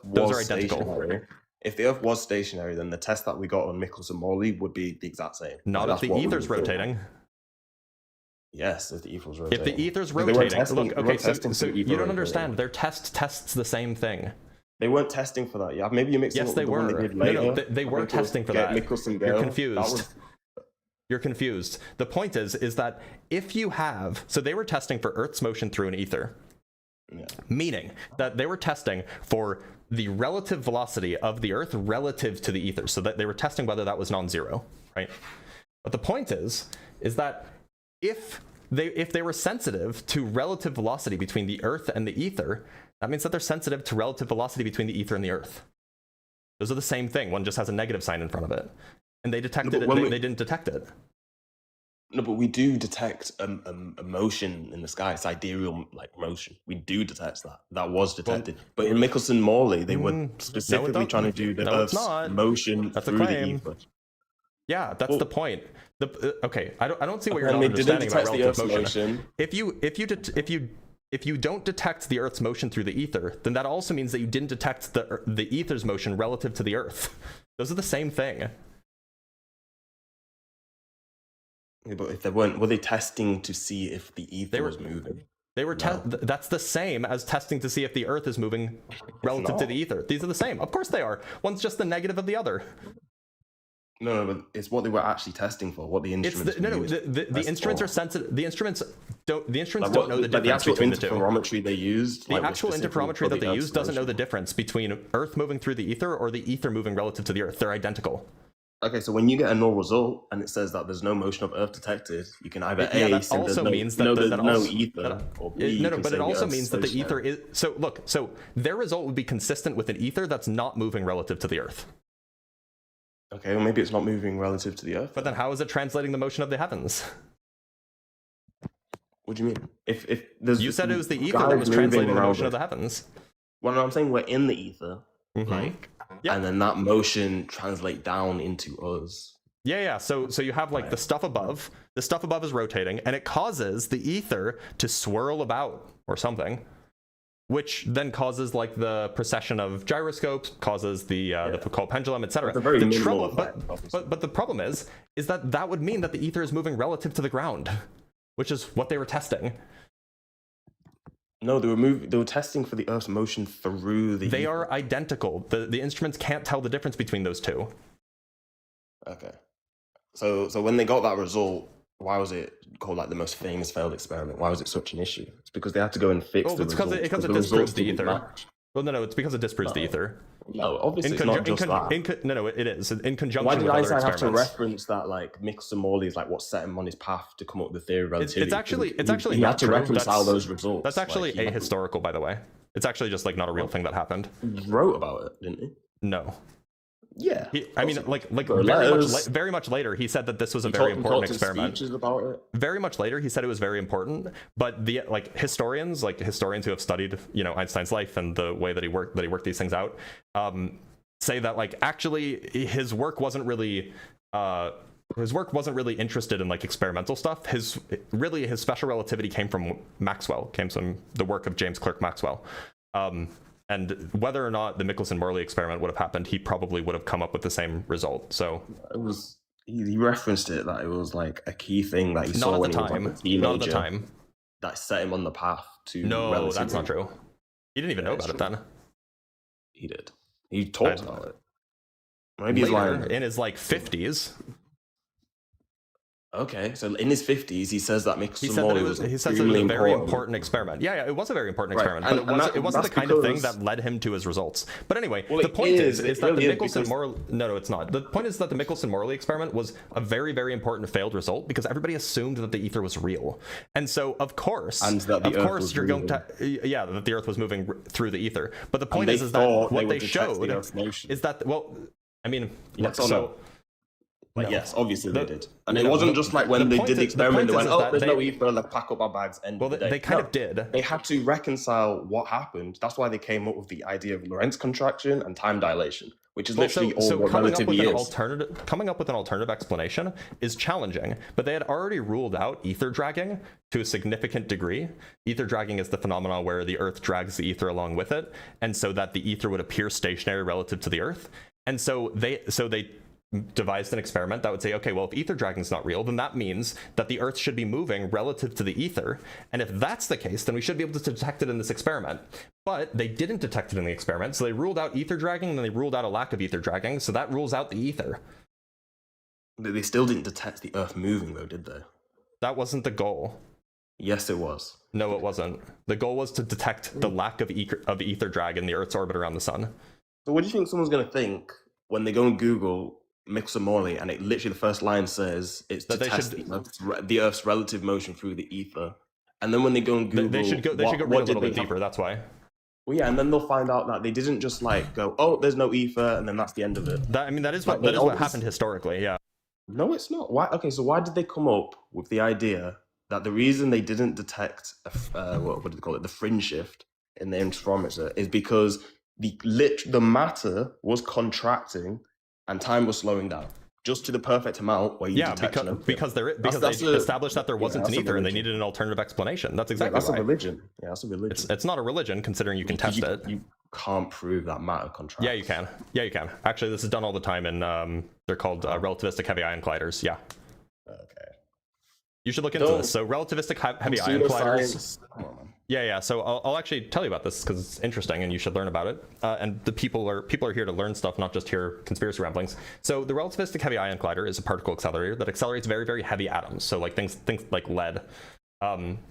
They take 2 atoms of lead and they smash them together. Now the important point is that depending on the density of the nucleus of the atom, that affects how frequently they like the atoms collide with each other, because most of the time they'll just pass right through each other, but sometimes depending on how dense the nucleus is, they will pass through each other more. Now the important thing is that when you get sufficiently close to the speed of light, when you do these calculations to see what the probability is for these collisions to happen, you have to take into account the fact that the relativistic heavy ions, they actually pancake. They get literally more contracted in the direction of motion, which increases their density, so that when they collide, the density is actually higher than it would be without that effect. And if that weren't real, if it weren't a real thing, then our calculations wouldn't match with the observations of the experiments that we do, but they do match. Okay, so you just told me about some like thing that basically only people at CERN could do, which was... you can do this at the relativistic heavy ion collider, which is in New York. Okay, so yeah, the one, yeah. So No, it's not I a mean, thing these that everyday kinds of people colliders exist like all over the place. So this thing you're talking about obviously didn't exist in the 1880s, did it? When they did Mixomoly? No. Which is okay, why so Lorentz, when which is why Lorentz was so they just got impressive. lucky. Yeah, so they just got lucky with that. Not guess. lucky, brilliant. Yeah.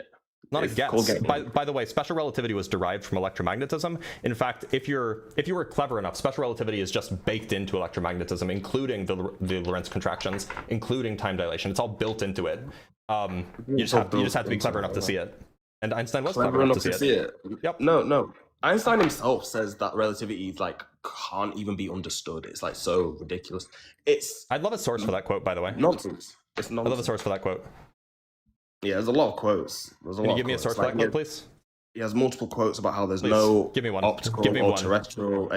Okay, he says there are no optical experiments. I'm sorry, that's not the quote that I asked for a source for. I asked for the source for the quote where you said that nobody can understand relativity. I'd love the source for that. Okay, I don't have an exact source, but I'll tell you what. Okay, so you just made it the basically fuck up. idea- Okay, no, I didn't. I've heard it before. I've read it I mean, it was just a picture of a quote, so I guess it could have been a made-up quote. But Yeah, I have most of the seen time that they are. he has a title of his a book he made where he explains relativity, and the title is something along the lines of relativity for your mum to understand. So I know what book you're It's talking something about. like that, It's not right? relativity for your mom. Something like that. It's One the second, let me idea pull it of up. It's literally he's dumbing called it down so it's more. It's literally called relativity, the special and general theory. Does he describe it as that? That's what the name of the book is. I've seen there's a different one then. I've seen a title where it's. You sure it was real? It was in German. This is the obviously. book. This is the popular science book by Albert Einstein. It was written in German. Did he only write called one book? Relativity, the special and general theory. We can find out. I think that's the only pop sci book that he wrote. But which pop sci book did Einstein write? Even if I got the quote wrong, objectively, You got that- relativity it seems is like you've gotten everything wrong. nonsensical. Wait, no, relativity is objectively, it's nonsensical and it's counterintuitive. Okay, yeah. So, You're the only book you're saying pop saying science- that. Okay, so you got it time wrong. is slowing Just to double down check. and matter Just is so you know. contracting.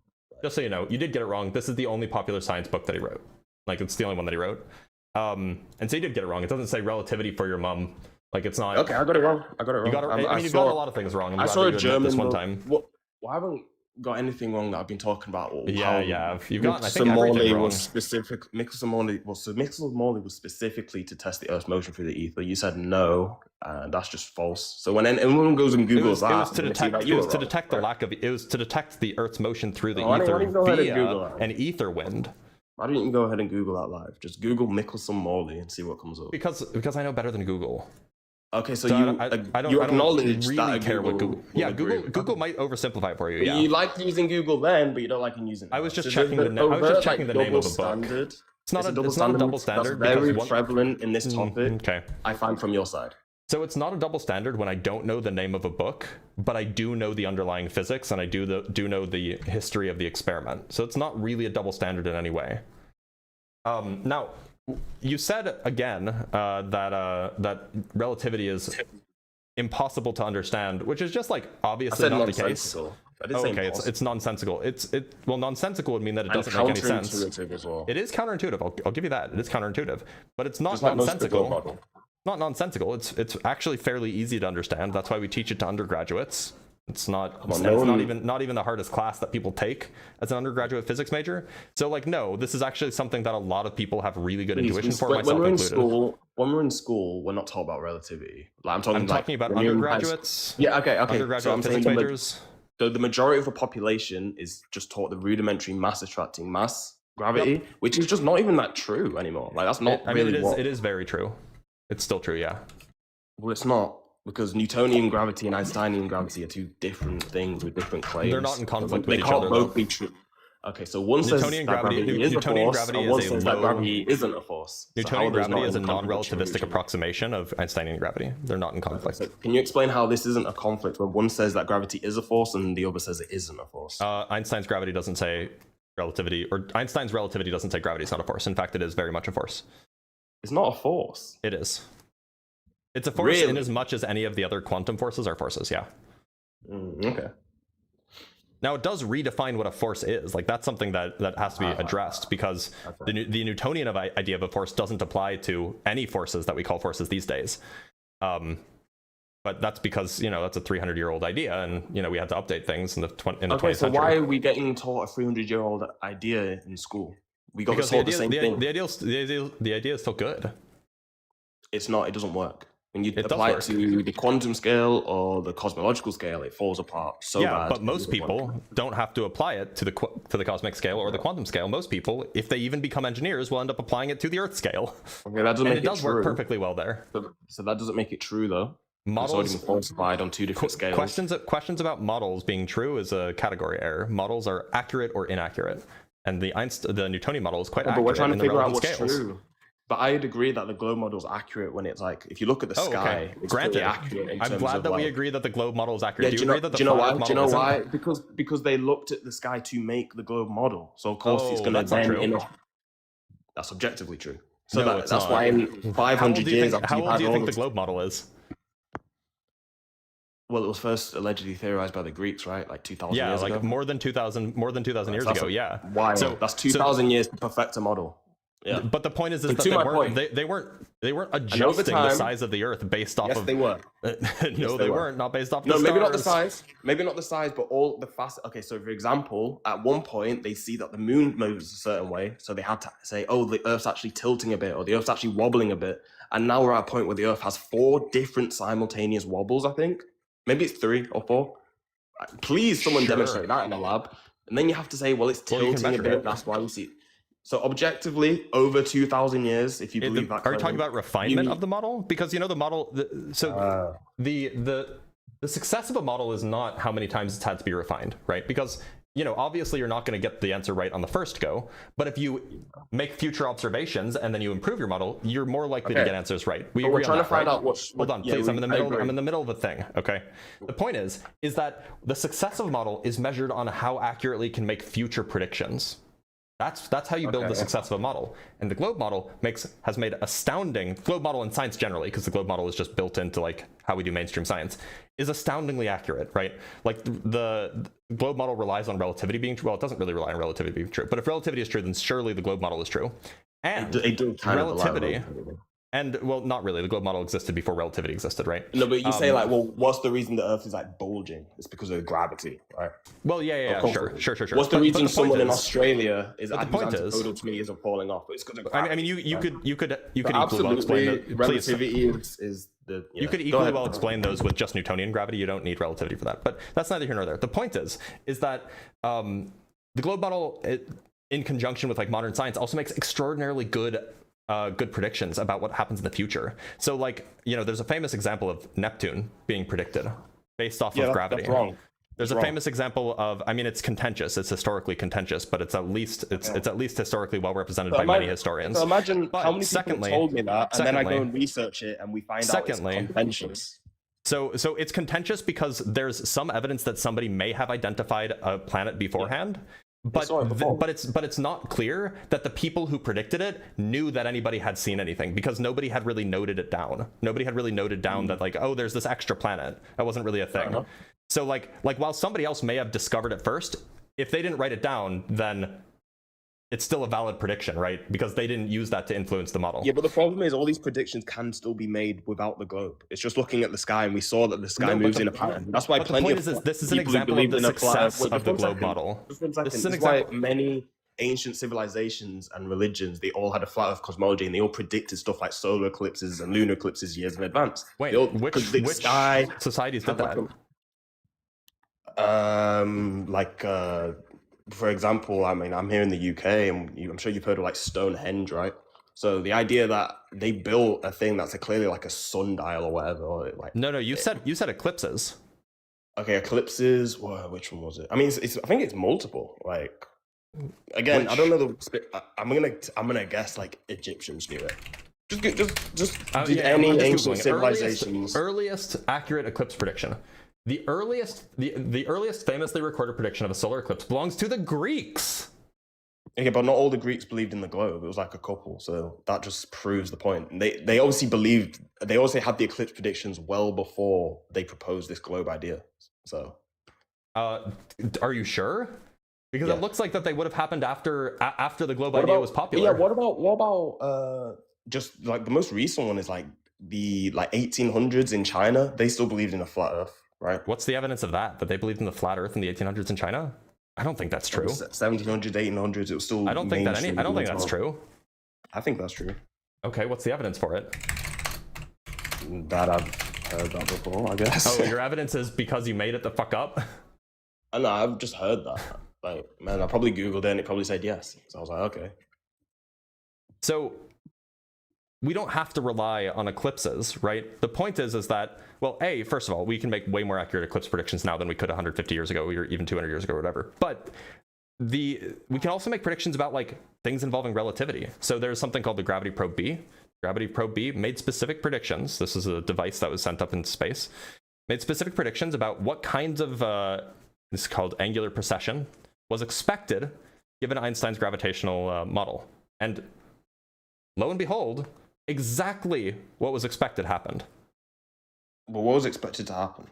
That there would be a certain measured amount of gravitational or of precession of some gyroscopes that were in the space vessel. I can show you the paper if you want. What are the gyroscopes supposed to be proving? They're proving something called the lens-Thirring effect and the geodetic effect simultaneously. Yeah. So the lens-Thirring effect. Here. That again is something also that would happen if the not unless you accept relativity. But if you reject relativity, then you don't get that. So the relevant text here, and I'll just show you in the abstract. The relevant text is Gravity Probe B launched 20th of April 2004 is a space experiment testing two fundamental predictions of Einstein's theory of general relativity, the geodetic and frame dragging effects, by means of cryogenic gyroscopes in Earth orbit. Data collection started August 28, 2004 and ended August 14, 2005. Analysis of the data from all four gyroscopes results in a geodetic drift rate of minus 6,601.8 plus or minus some error milliarc seconds per year, and a frame dragging drift rate of minus 37.2 plus or minus 7.2 milliarc seconds per year, to be compared with the GR predictions of minus 6,006.1 milliarc seconds per year and minus 39.2 milliarc seconds per year, respectively. So the predictions came true, right? This is an explicit prediction by Einstein from 100 years prior. You're talking about optical effects and like lens-Thirring, like you're talking about like it looks like it's almost like the sky's dragging. Like this was done in space. If the sky was moving, this was done in space. Within relativity, like even if you're in space, you can't tell if you're moving. If does space exist? If the sun's moving. I don't know. I don't even believe. I'm literally granting you that they allegedly sent up a probe into space. Right, and so, but the point is that given. So this is how we do science. I don't understand what's hard about this. The way that we do science is you make a prediction, you have some model, you make a prediction, and then you test the prediction. If the prediction comes true, that's evidence for your model. Okay, right? but what about when it doesn't come true?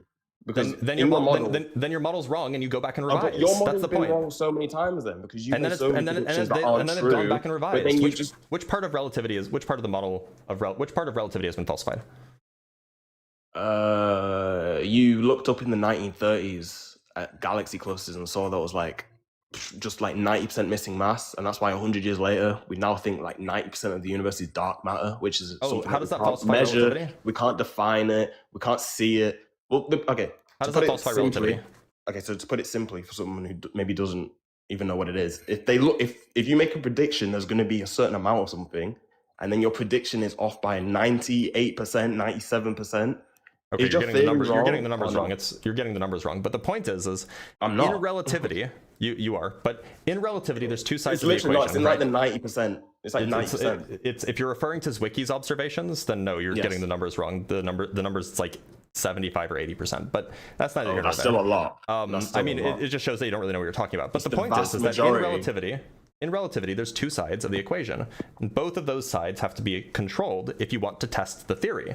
Now, the point is you have how much space curves is equal to the amount of mass that's present. And you're saying, well, according to the amount of spatial curvature that they saw, there should be this much mass. And then you're saying, well, they didn't see that much mass. Well, okay. Does that mean that there isn't that much mass? No, it means that your prediction that relativity or gravity as we know it is based on proportionate mass is wrong. That's what it means. But you're afraid no, it to go doesn't. back It just from means that it's possible Yes, that it there's does. mass we can't see. And in fact, we know Okay, that so there's mass we can't see. whataboutism? It's just whataboutism. It's not whataboutism. That We there's know that there's unicorns mass that we are can't. hiding it up there. Except we know that there's mass you can't see. They're called neutrinos. Wrong. We know that these exist.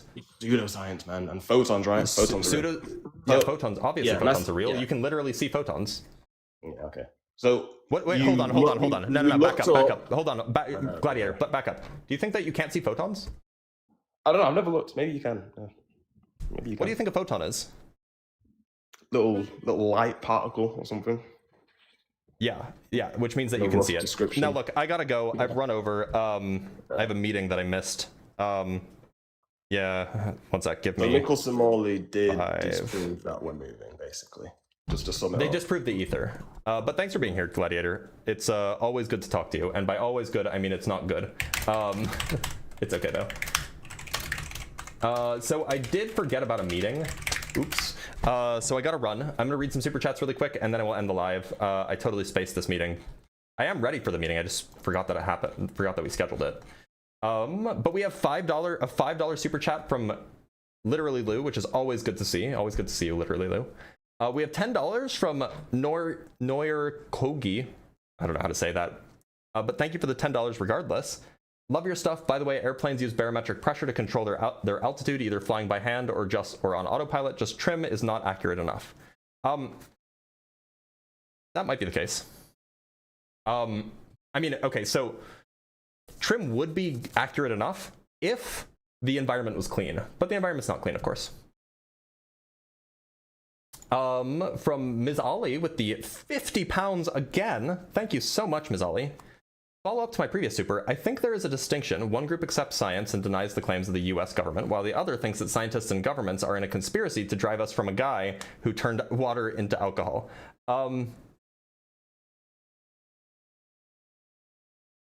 Except the point is you can use science to prove all of these things.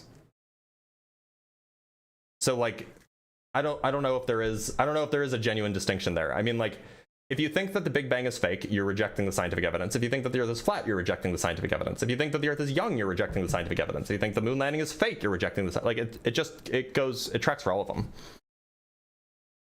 From F dot with the $2, is gravity a force or does it create a force? Gravity is a force in as much as the other forces are forces.